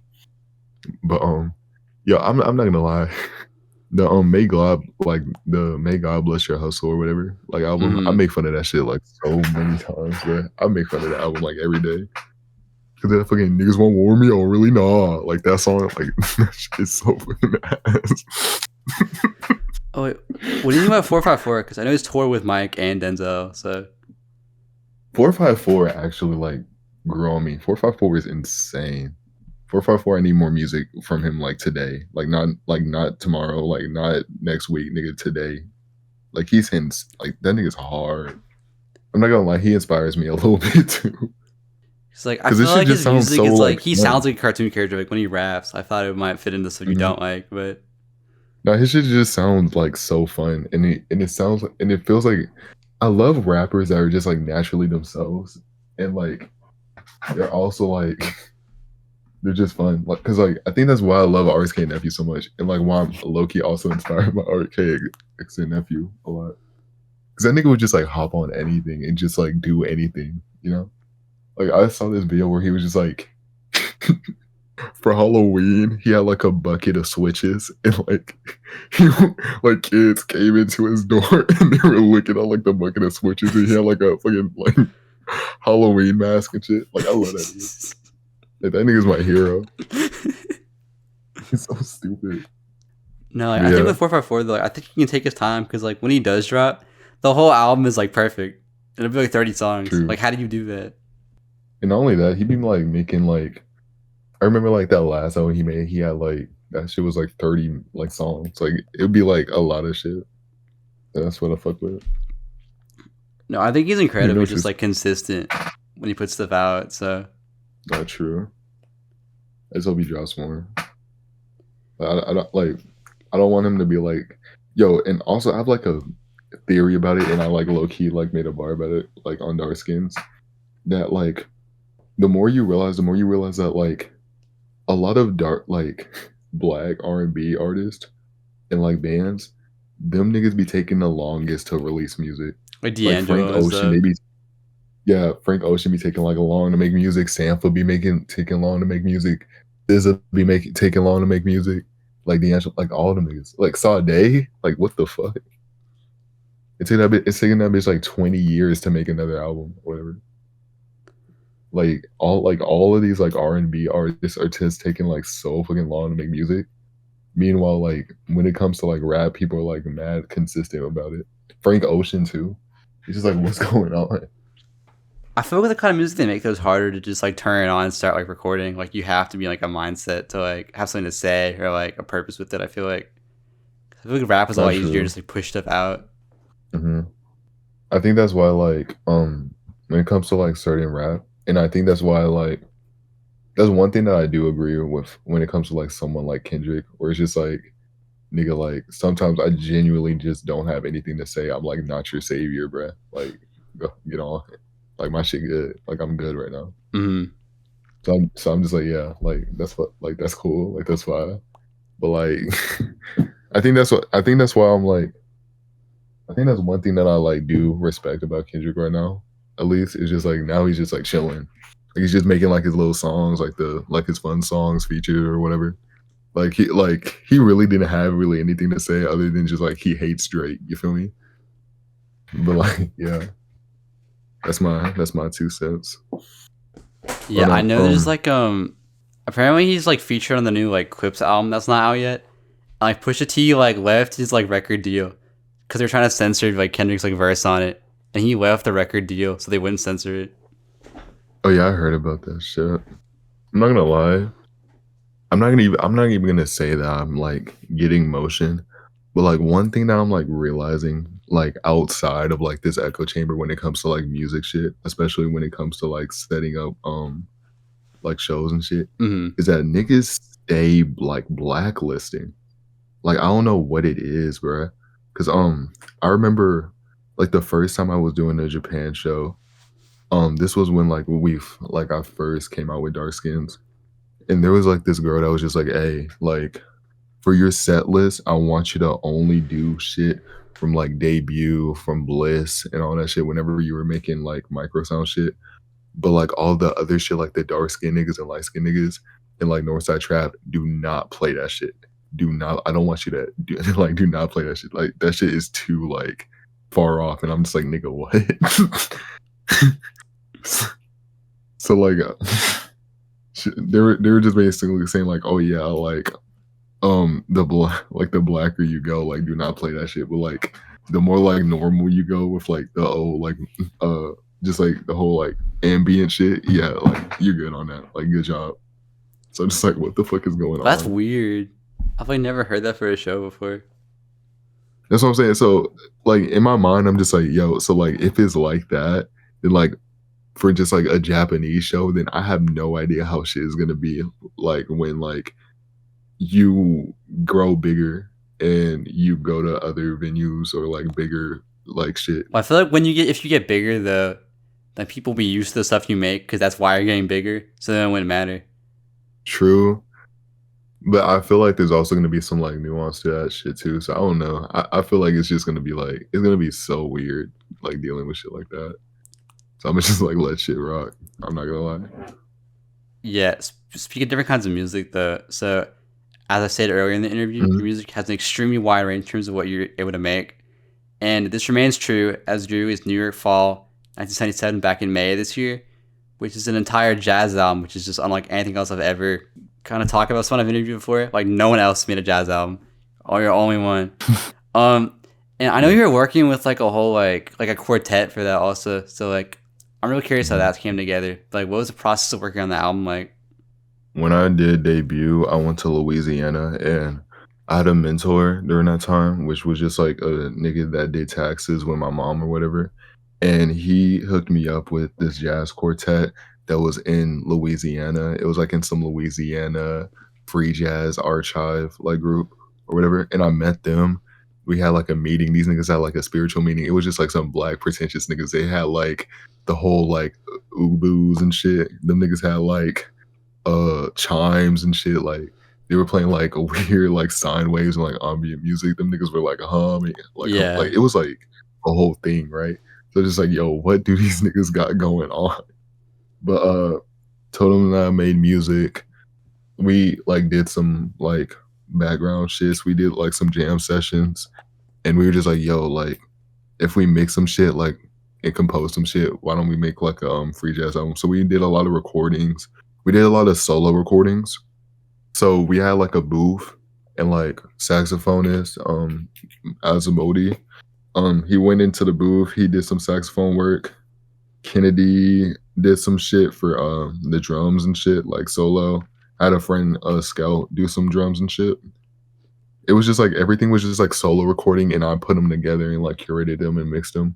But this was all in 2023. I put that shit in the back burner because I had like a lot of shit that I wanted to put out and do, and also because I really wanted to take my time to like craft this album. Because I like keep in mind I've never made like a jazz album before, and I never mixed like actual instruments before. Mm-hmm. So I want all that shit to sound like it was in like a live setting. So I just like I played around with like the mixing. I played around with the space and like all the other recordings. I have like a whole like list. There's still some songs that we made too that have yet to release. I'm thinking of like releasing soon for it. But yeah, the whole album was just like it was everything was like individually it like recorded and curated, and I put everything together, and some of the shit I even sampled on debut too, like on shit like Mandarin, and also on Anatomy, which was like a song that I made before, which one of like the saxophonists for New York Fall played while I did my like dumbass glitch shit. And yeah, that was like how that shit came to me. I still talk to them. I just don't really go by Louisiana. I'm thinking of like I want to make some more shit with them, but Mm-hmm. like yeah, that was like the first shit that we made. It took a minute because like that was like a huge risk, bruh. Because like during that time, I was like I made Out of London. I made like Smoke and Mirrors from Jambalaya was doing good. Rococo Parisen was doing good. Mixtape One shit was doing good. I was getting up, and then like imagine like I just dropped like a free jazz album right after it, you know. So I was just like, fuck it, I just did it, and that's how this shit came to be. Yeah, and do you want to explain what the album title is about? Like, I know you told me already, but like people that don't know. New York Fall 1977 is literally the place and the area and the year that my mom was born in, like my stepmom or whatever. And I named it that, and I shouted that out because the whole album I wanted to represent like more so how I feel about like my family, my upbringing, and like my people and like my origins as a whole. And my mom's like upbringing like New York because she lived in Utica, and all that shit like that was like a heavy inspiration, especially in my like Nigerian side. That's why shit like Jafar's was on there. Like I use like Mm-hmm. a lot of Afrobeat and high life kind of drums and shit. I basically wanted to encapsulate like my upbringing and like my origins in that album, and that's what it's about. It's just paying homage to like where I was from, where I was born, the people that was around me, like the atmosphere and the shit that they were in. And also, I just thought it was like a hard ass name too. So Mm-hmm. yeah, but yeah, that was like a majority of what it is. Because one thing with my albums too is that like I want to encapsulate a feeling that I had for like everything, whether it's like longing with debut, like pure bliss when it comes to jambalaya, like actual anger when it comes to something like Northside Trapped, but also just something just like the feeling of like togetherness when it comes to New York Fall, you know. So that's what I like to encapsulate when it comes to my shit. Yeah, and I know there was also a fall in New York, right? Yeah. Fucking I was trying to rest this shit out and I was low key trying gonna wait till I go back to New York, and like I was gonna do like some promotional shit in New York for the album, but I was gonna put it out like just regardless because I had like a set time for it. So I just did it, and for the shit that I'm making right now, I'm going to be doing some like promotional shit, especially for the shows I'm gonna be doing. I'm gonna be playing some like unreleased shit too. Mm-hmm. So because like the shit I'm doing right now is gonna be I don't even know, bruh. This shit finna be weird. This shit finna be stupid as hell. But yeah. Mm-hmm. Oh yeah, and what's with the cover? Because it's like an Aladdin like theme with it. hmm I guess that's Jafar, but like what's yeah. the reason? So there's this artist that I've been like following for like years, ever since I was just like a freshman in high school named Jake Tobin. He made music, but he was also just like a really good artist and a painter. And I hit him up and he did some drawings and shit for me. And Aladdin was like literally like my favorite Disney movie. And I wanted to tie in like Aladdin with like the birth of Jesus and shit. I was doing some like edgy shit. So whenever I made whenever I like worked on the album cover with him, I wanted to tie in just when I was young, like my hyperfixation and also like the spirituality of like Aladdin when it came to like just a lot of like the magical shit. Cause like whenever I like watched Aladdin, I just thought like everything just felt like really magical to me. Like the fact that this nigga was like picking up hoes like on his carpet and shit and just like flying around and shit. Like that shit was just hard to me.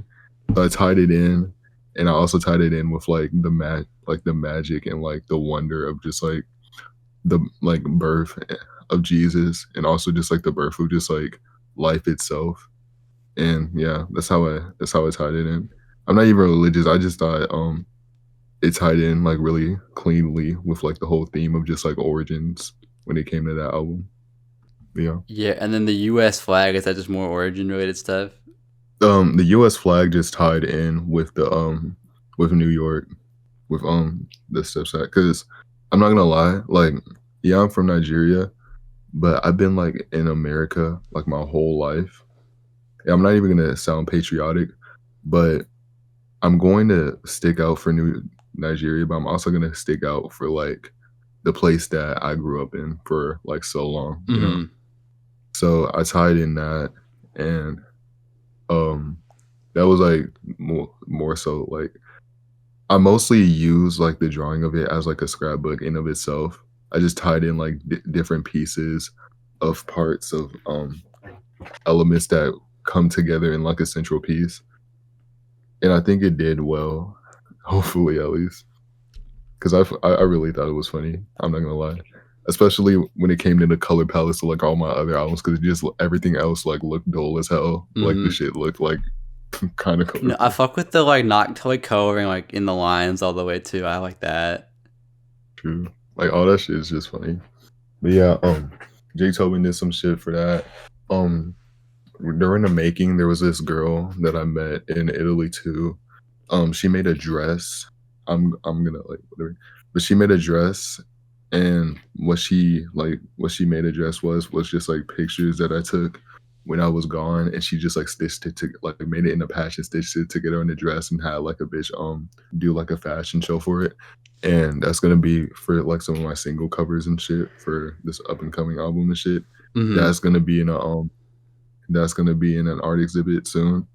But yeah, it was just like I was trying to like for this album and also for like my upcoming albums and shit, I wanted to actually experiment with like the art side of shit, because like most of my other like albums, like it was just more so just like aesthetics of like like album pictures of shit that I had, right?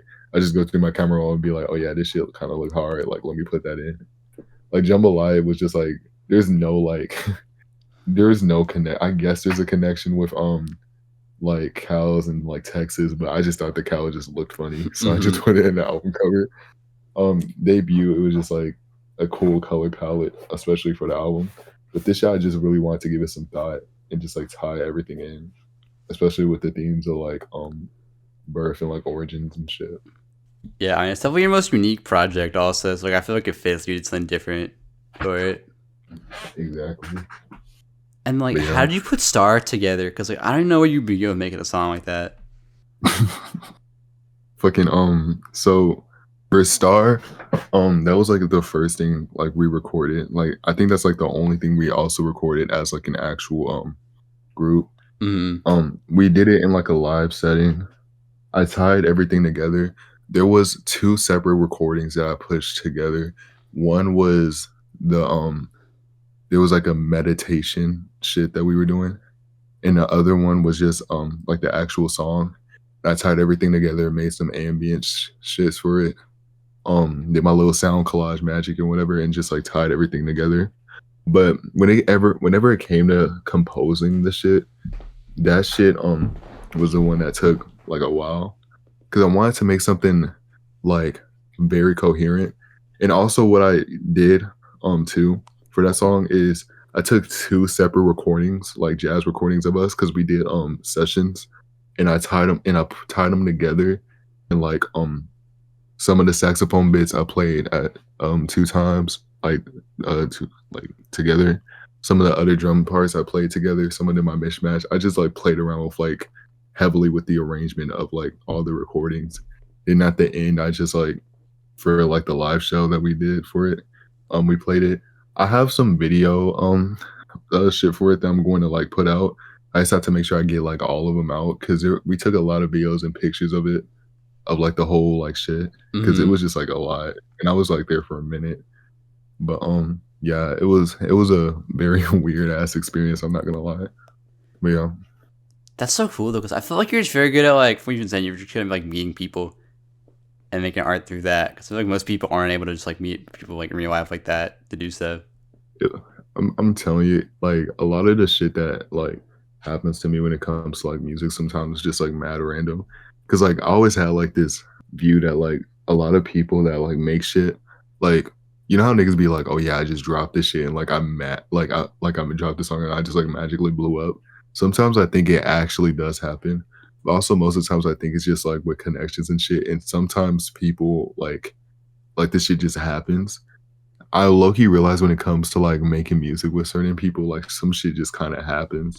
Hmm. Um, but yeah, I think it's also too just like kind of the responsibility of like having people that work with other people like constantly. Cause like my mom does taxes for like a lot of people. Hmm. So like she talks to a lot of people and like one of the niggas was just like really into like the whole jazz scene. So we just hit him up. And yeah, that's how it kinda worked. It was just, like, a weird experience to, like, be, like, an actual composer or whatever. Yeah. Do you think you'd want to do more Yeah. stuff like that in the future? I definitely wanna make more jazz music. I kinda wanna dip my hand in, like, some, rock shit soon. I think I'm going to, like, try more, like, actual acoustic and, like, instrumentation shit soon. But, I think, like, right now, I'm more, like when it comes to shit, I'm, like, playing around with, like, more darker ambient shits. Cause like, a lot of my shit is just very, I like to make my music very, like, melancholy, like, very, like, kinda, like, serene and shit, Hmm. but I never play around with just, like, darkness and just, like, atmosphere and shit. So I want to, like, try some shit like that. Yeah. Yeah. I guess speaking of Star, that's definitely like the highlight on the album for me. And Mhm. I don't know if you were like this too, but when I was younger, I always had this association with stars where it'd be like, I guess because like how like light years work and stuff, but how like the stars you're seeing aren't like the ones that are presently there and whatever. Mhm. But like I would always think about like the future when I looked into stuff when I looked at stars. So I guess just seeing the song's title, like, what did you think your future would look like when you were younger? I definitely did not, think that I would, like, make music or anything. When I was younger, I really just wanted to make video games and, just, like, make, like, computers and shit. So I took, like, a lot of, like, computer, engineering classes and science classes and shit because I just wanted to make, like, my own, dope, like, technology shit. And, I'm still kinda am doing it, like, on the side, but, like, I've always had an interest in music, but I never thought to, like, really, like, be able like, get a chance to, like, learn and express myself the way that I can now, you know? Mm-hmm.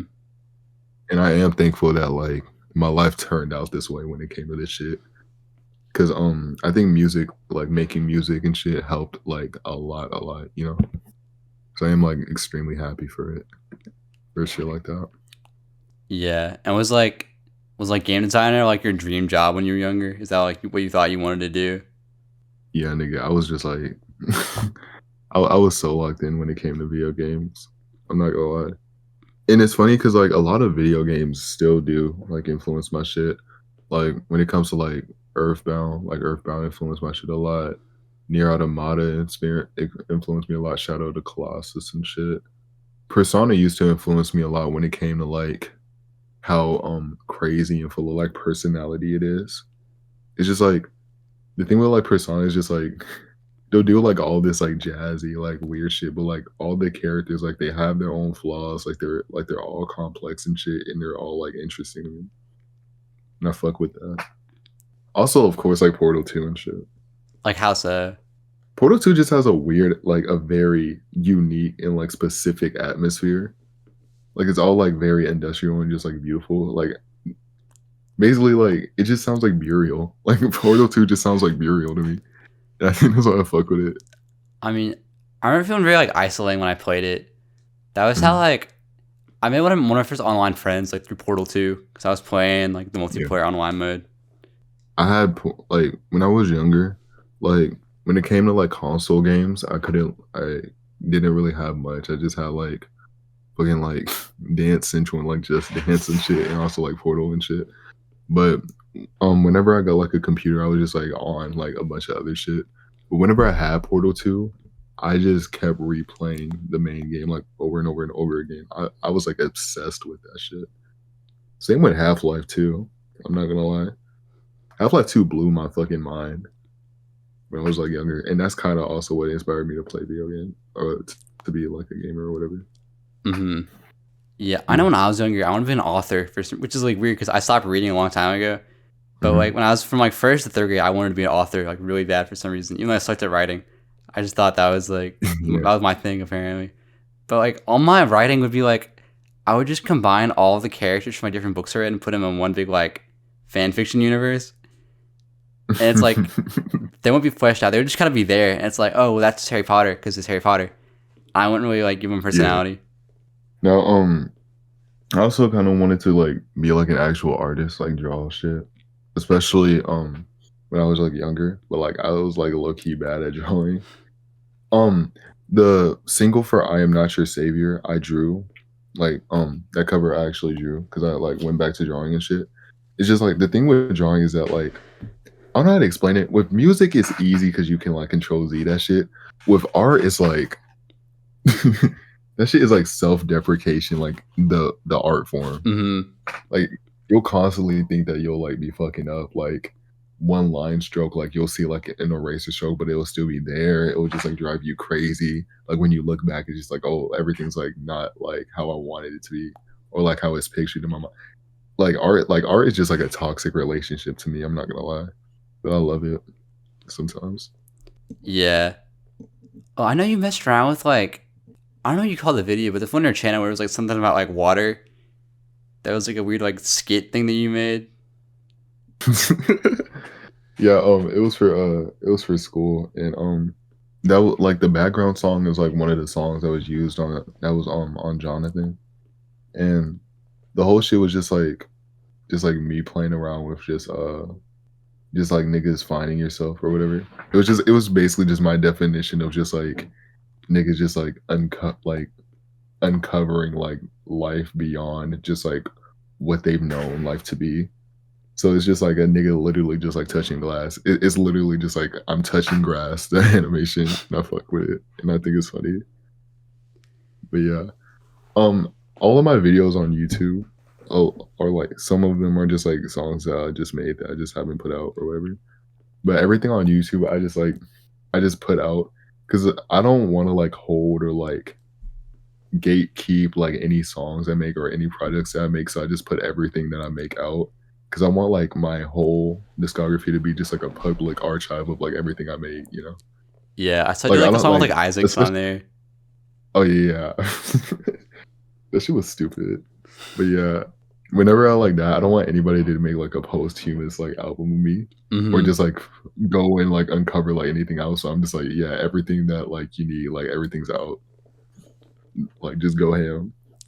I But fuck with yeah. it though, and I think actually I have time for us to go ham because I beat ZOK in the last episode, and I want to keep my streak going. So I was wondering if you had to play rock paper scissors if it's 2 out of 3 right now. I will that. Okay. You ready? Yes, we gotta close your eyes because it's delayed with the camera, but Oh yeah. yeah. Okay. Rock, paper, scissors, Paper, shoot. scissors, shoot. Ooh. Ooh. Okay. All right, let's go out of three. Mm-hmm. Rock, Rock, paper, rock, scissors, paper, shoot. scissors, shoot. Ooh. Oh, let's go. Also, I hope you know that like you that means you're like one of the all-time worst like people at this ever on here. Hmm? Like, cause I just like went to that's it. Like you were like one of all-time worst people on here. I fucking suck at that shit. But I used to be a beast at Uno. I was like an Uno demon. I used to like when I was like younger in middle school. I used to like actually do like betting on Uno. That shit was really fun though. Were you doing that like at school or something? Yeah, cause there was like a weird time in my life where I was just like addicted to card games. Like the addiction, like I think a lot of like the card games I have like right now, like I have like a whole collection. It's just like weird ass card games and shit, like bears versus bears and shit, like unicorns. A lot of like the normal card games I used to play, like BS and like Speed and shit. Like I used to like I was like a card game demon for a minute. It's like it's like Explosive Kitten or something like that. Oh yeah, it's like the same niggas that made that. Yeah. Like they made like this thing called like unicorns or whatever, like unstable unicorns, and that shit was just like actually stupid. It's just like Dungeons and Dragons, but it's just like unicorns or whatever. And I thought it was just like funny. I would just like play that shit with my friends, but we wouldn't play like how it was supposed to be played because how it was supposed to be played was like boring. So we just did our own shit. But yeah. So clearly that's where your talents lie, not rock paper scissors. Exactly. Moving on though. So while I love your solo work, some of my favorite stuff from you has to be from the Light Skin and Dark Skin Problem albums, of which you made coverage with Sticker Bush, as we've been talking about. And those albums are full of chaotic moments, but often have some very beautiful moments in them as well, which I think makes for a cool dichotomy. And, you know, similarly, Life's got a lot of chaotic moments. It's pretty awesome moments as well. And I guess just given those titles, like, the albums, what are things that you've, like, struggled with, whether, like, in the past or, like, currently? When it comes to music or just, like, in general? Just in general. I think one thing that I struggle with, like, the most is like, mostly just, like, motivation, low-key. And it's not even just, like, when it comes to music or just, like, life. It's just, like, sometimes it's just, like, whenever I wake up, I think I'm just, like, so, like, overstimulated by so much shit I wanna do. I just, like, find, like, it hard to, like, be motivated to do certain shit.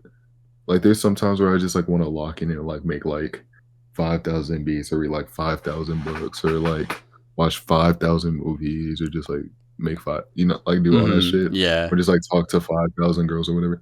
But, I just, like in all of generalness, I just can't, like, come up with, like, motivation to do anything sometimes.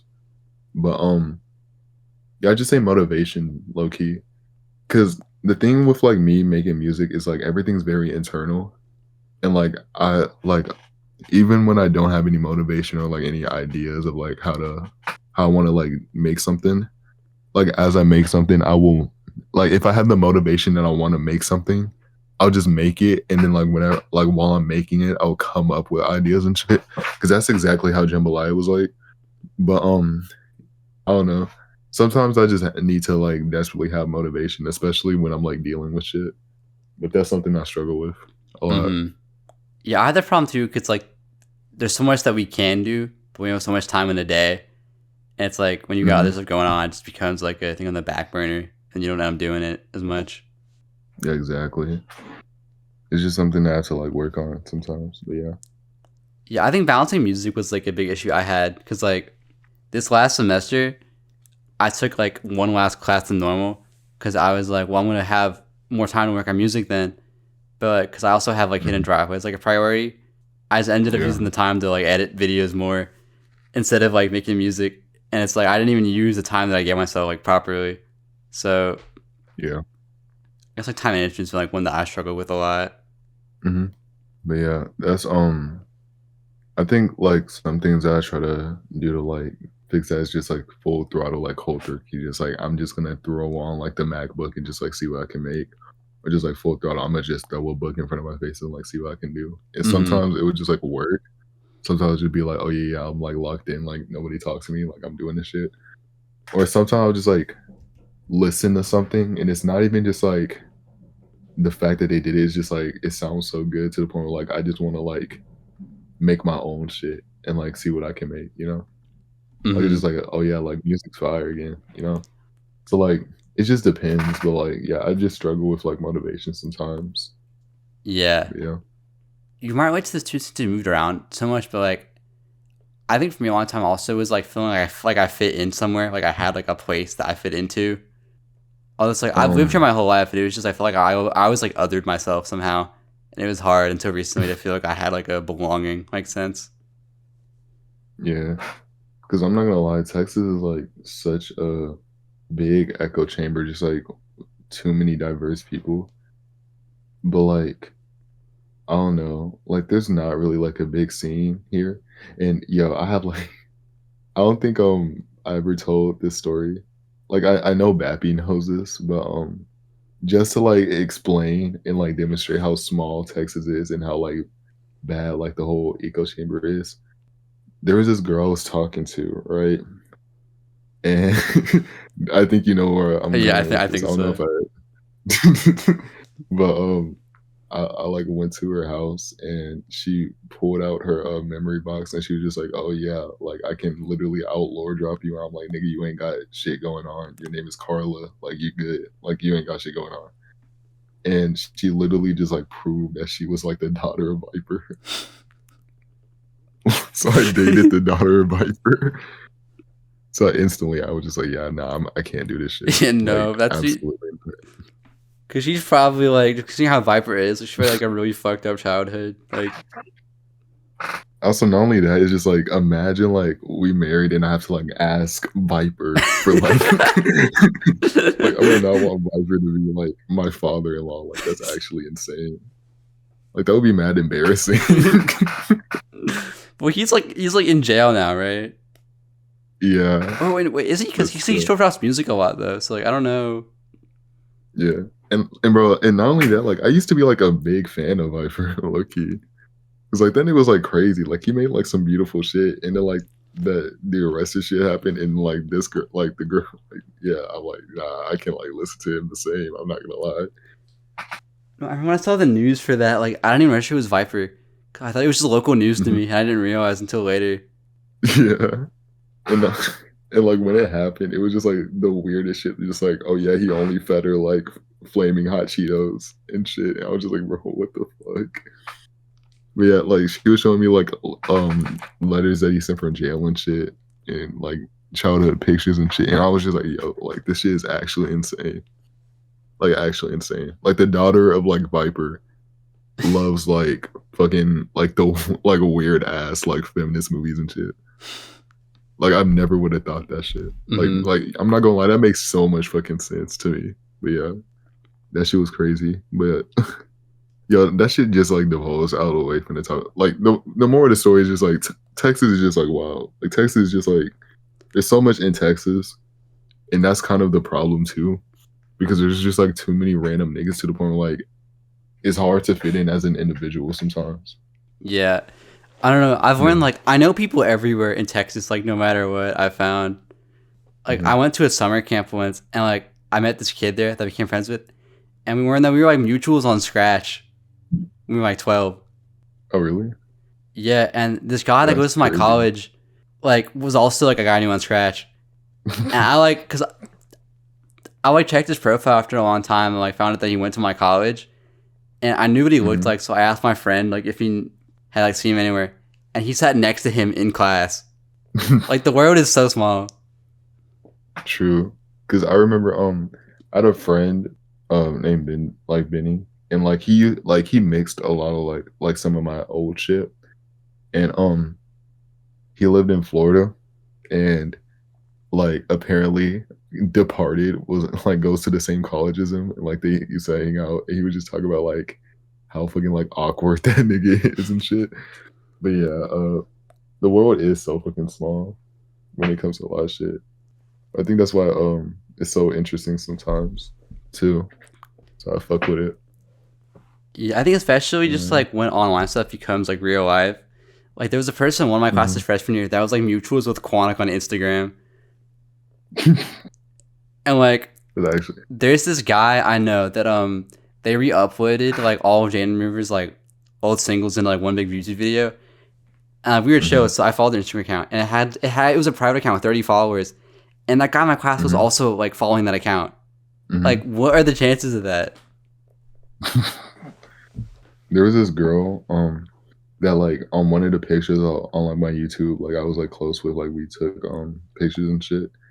I went to like her account or whatever. Like keep in mind, she j- like she doesn't listen to like underground hip hop. Like she's just like she listens to like Drake and like Post Malone and like Rod Wave and shit. Like she's just a normal person, right?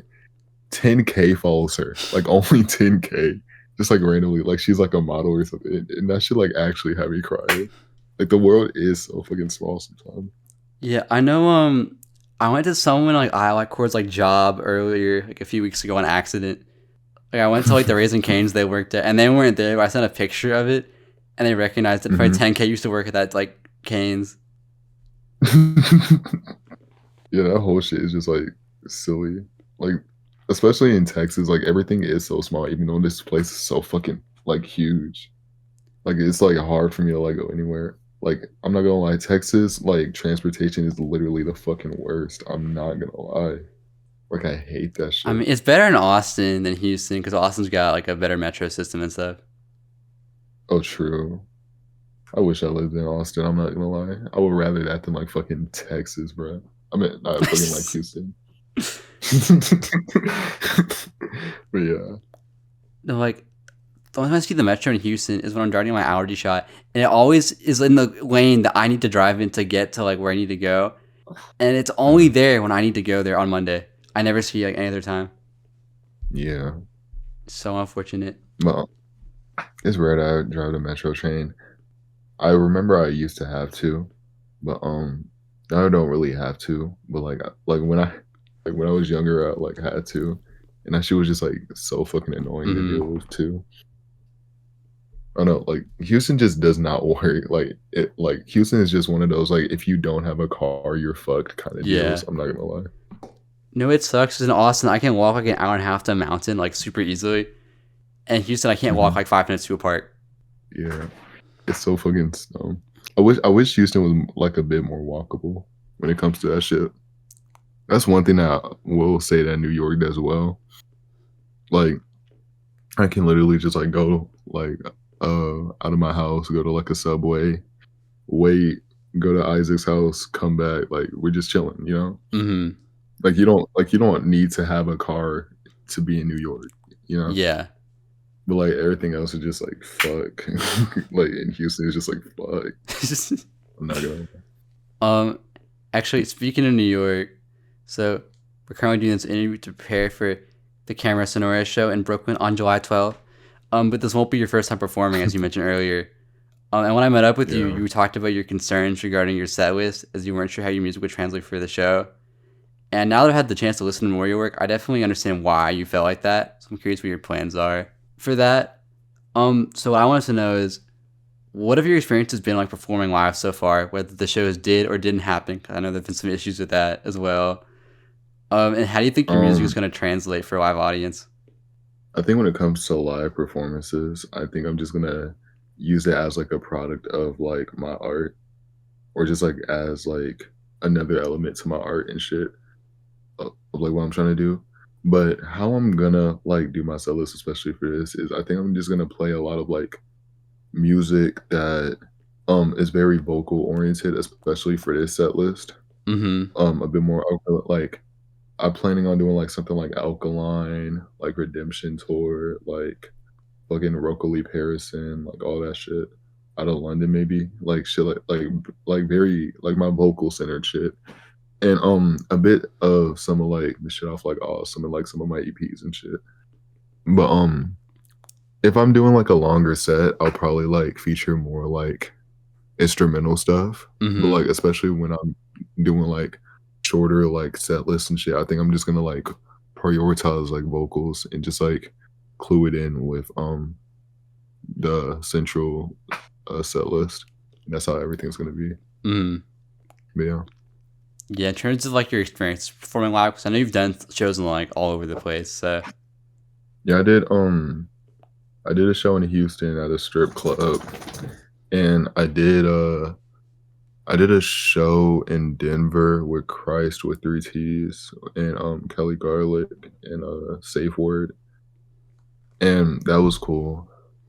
But I think both of those were just like it was just like weird because I never like performed before. And also like some of like the environments that I was like in was just like weird in like in of itself. mm-hmm. So I was just like, what the fuck? But I think for New York, I think I'm gonna be a bit more like cooler about it because like I've been in New York. I like my second home is here, and like I'm just like I think I'm just gonna be a bit more chiller. Cause like I don't know, like compared to like the strip club where everybody had like bulletproof vests and shit, like I was like tense as hell. Like How this did you is even just get a like show there in the first place? Like, I don't think you told me that. so. My friend has basically like a friend that's one of the coordinators of the strip club. Cause the thing is like they had like there is a strip club, but it's more of like like a central club, right? Mm-hmm. But like so like whenever I performed, like there's still like the poles, but like it's more so just like a club for the people that are performing. It was just like one of those like ghetto ass like, oh yeah, like $5, like fucking like all like that shit. But I did it. It was terrible. Like my friend was trying to do like the clap your hands shit, like that shit was terrible. After I was done, like the show, I mean, like pulled me to the side and said, like, yo, I'm not gonna lie, like your music is not like good for clubs. And I'm like, yeah, I'm not gonna like you're right. But like, you were 16, Like so how did you even get in there in the first place? like the nigga was like mad chill about it. Like everybody was like supportive. Like like there were niggas that were like playing my shit like outside of the club. I think them niggas were just kind of like went with it like low key. It wasn't Mm-hmm. anybody like dancing or anything. It wasn't like the strip club wasn't actually like strip clubbing. It was more so just like a club that was just like had in like a strip club, you know? Yeah. So so we just like performed in like the actual like venue, but like there wasn't anybody like dancing, so everybody was just like, yeah, just like we're just gonna perform here because that's just like the area that's just open during that time. But yeah, that shit was stupid. There's videos of it. It was bad. um, the shit with Christ CT, that shit was just like weird because it was just like a different environment in like a different state that I haven't even been to. I've never been to fucking Colorado, but I did it. It was fun. But this shit, I think I'm gonna be like more comfortable too because I'm like gonna be like with like my like a lot of friends too, and like an environment of like people who like know what's up, like the niggas like know what like shit I'm gonna be on. Yeah. But yeah, I think that's like how shit is gonna go for me. Fuck you. Mm. And I know you said you performed in Louisiana for like the jazz stuff also, right? Yeah, it was in a it was in a live setting. I did it twice. There was the jazz like the actual jazz show for like Star and shit. It was recorded in like the Reunion Center, like in the mid of Bourbon Street. And the other live setting was What a Wonderful World, which I did piano for, that I recorded on debut. And that was just like in like some restaurant in Bourbon Street in Louisiana too. So I was just like the whole debut was just me just being like a fucking colonizer, I'm not gonna lie. I was just like going to like different states and just like doing shit and just like recording it and just like scrapbooking it. And that was like my whole thing. Yeah. No, but I definitely think that like assuming nothing goes wrong with you getting to the show, making it happen, like I think this is probably your best set because like everyone there knows what's up, so you don't have to worry about how people are Yeah, perceived or anything. that's what I'm saying. I think like everybody should come out, especially feel like everybody else will like for me, like I think it's just gonna be fucking stupid. It's just Yeah, gonna and you be said like your mom insane. might be there also, right? Yeah, my mom might be there, but at the same time, she might just like wait outside. I'm not gonna lie. I have no idea. It like, cause like, look, my mom never heard my shit, and I feel like whenever she hears it, I don't know if it's gonna be too much for her. I don't know if she's just gonna be like popping ass. Like I don't know what she's gonna be Cause like, what doing. does she listen to? Do you know? Like she genuinely listens to like R&B and some rock music sometimes.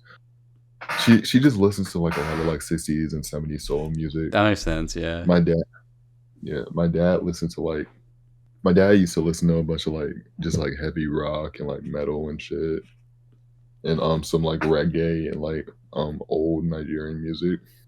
And I think that's how like my music taste came to be when it came to being like versatile, is because like my family members, they all had like their own like extremist and separate music taste. So I got like a big flavor of just like different styles of music and Yeah. shit. And that's how I got into everything. Hmm. Yeah. Hopefully, you're able to actually perform this time, because I know we talked about it, but like the last New Year's show you tried doing, like the Hmm. venue owner got arrested. So like, I just think it was funny because like the first communion show, I was gonna be like I was just gonna be a nigga that was just gonna like be there and just like watch it happen, but I got arrested. Then whenever was gonna do a show with Isaacs and them, the venue owner got arrested. The whole shit was just like silly to me. The whole shit was so funny and just like weirdly coincidental.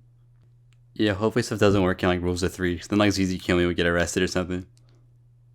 Like nah, This one. I feel like this time is gonna be like actually like real. I'm gonna come early, like really early, because I wanted to when I come there, I'm gonna go to New Jersey for a little bit, then I'm gonna pack my bags and go all the way to fucking Brooklyn and do this stupid ass show, and it's gonna be fun and shit. And I'm gonna hang out with y'all ugly ass niggas for a week, and it'll be fine. Yeah, I'm looking forward to it. And Exactly. speaking of which, one thing that I think is really special about your music is that it's Mhm. never consistent release, even within the same album. And I feel like I'm always being exposed to just new sounds from you. So I think I'm really excited for like what the future music holds because of that. So Mhm. what's next for Heaven Souls? Well, other than the show I'm doing with Pilgrim Rate, I plan on one solo album and also like one more collab album, like one more light skin niggas dark skin like trilogy shit with Wobble, What will the Cigarette title Bush or be for whatever. that? We're gonna call it like fucking mid skins or something. I don't even know. We're gonna figure it out because I think like this time like there was like a whole idea we had at first where it was just gonna be like we're gonna like make like literally the most ass album ever, and then like our last album is gonna be like our most serious album. But I think we're just gonna pump out like our most serious album for this one. Like we're gonna actually like try for this shit and see how it goes. But yeah. But my first album, like my next album is just gonna be a lot more like rhythm oriented. Cause I think I focus on like sonics and like atmosphere a lot. I wanna play around with like different rhythms and shit and just like experiment with that. So it's just gonna be like it's gonna be like it's gonna be a dance album. It's gonna be something different. But yeah, that's like mostly my future. Just like look out for that shit. Plus like all the shows I'm doing too. It's gonna be weird. Yeah. It's gonna be weird for having souls right now. Do you think the dance stuff would be like more like live oriented? Hopefully, like if I get more booked, I can it can be more live oriented. Cause I like for the show I'm gonna be doing, I think it's gonna like I'm actually gonna like make music that I could probably perform in like live settings. Mm-hmm. Cause there's some shit that I think I can like perform in like live settings, like the Nicki Minaj remix or like the some of the shit from Awesome or whatever. Like some of the shit from Jambalaya and shit. Like there's some shit that I can probably like play in like a live setting. But I think like like a full album with just like bangers and shit, but just like bangers by like my own accord. I think I can do good on. So I'll Yeah. try that. Well, excited to see, whatever comes next. But as the Yes, episode comes to a close, is there anybody you'd like to give a shout out to? I mean, shout out the Hidden Driveway podcast. Y'all niggas are stupid. This shit is fire. But low key, shout out Stickers, shout out caperflower. Shout out everybody in I love you court and like I love you organization and shit. Shout out Isaacs for putting me on to y'all. Cause Isaacs was a nigga that I met first, and then like I met Bappy through Isaacs and shit. And also shout out Jake Tobin for helping me out with all the artwork and some of the music elements and shit for New York Fall. And yeah, Is that your conclusive list? Yes, sir. Okay. Everybody else, like, they cool or whatever, but like, yeah. Yeah, well, shout out all those people. And shout out HEAVENSOULS. Thank you so much for doing this. Had a lot of fun. It was a long interview, but I think it was a pretty good interview. So hell yeah, definitely worth it. All those links will be in the description down below. So if you are not tapped in with him, you should go do that because I think he's pretty cool. You know, me personally, that's what I think. I also have 3 of my favorite songs by him in the playlist that are on Spotify and SoundCloud. Although I forget, do you have a lot of stuff on SoundCloud or no? Because I feel like you said something about that. I don't remember. Oh yeah, I'm gonna repost a lot of like my shit on SoundCloud. I'm gonna take a whole day and just do that soon. But yeah, like I'm planning on putting all my shit on SoundCloud for niggas to hear. But yeah, it's gonna be soon though. So maybe by the time this is out, I'll be able to put some stuff on the SoundCloud playlist too.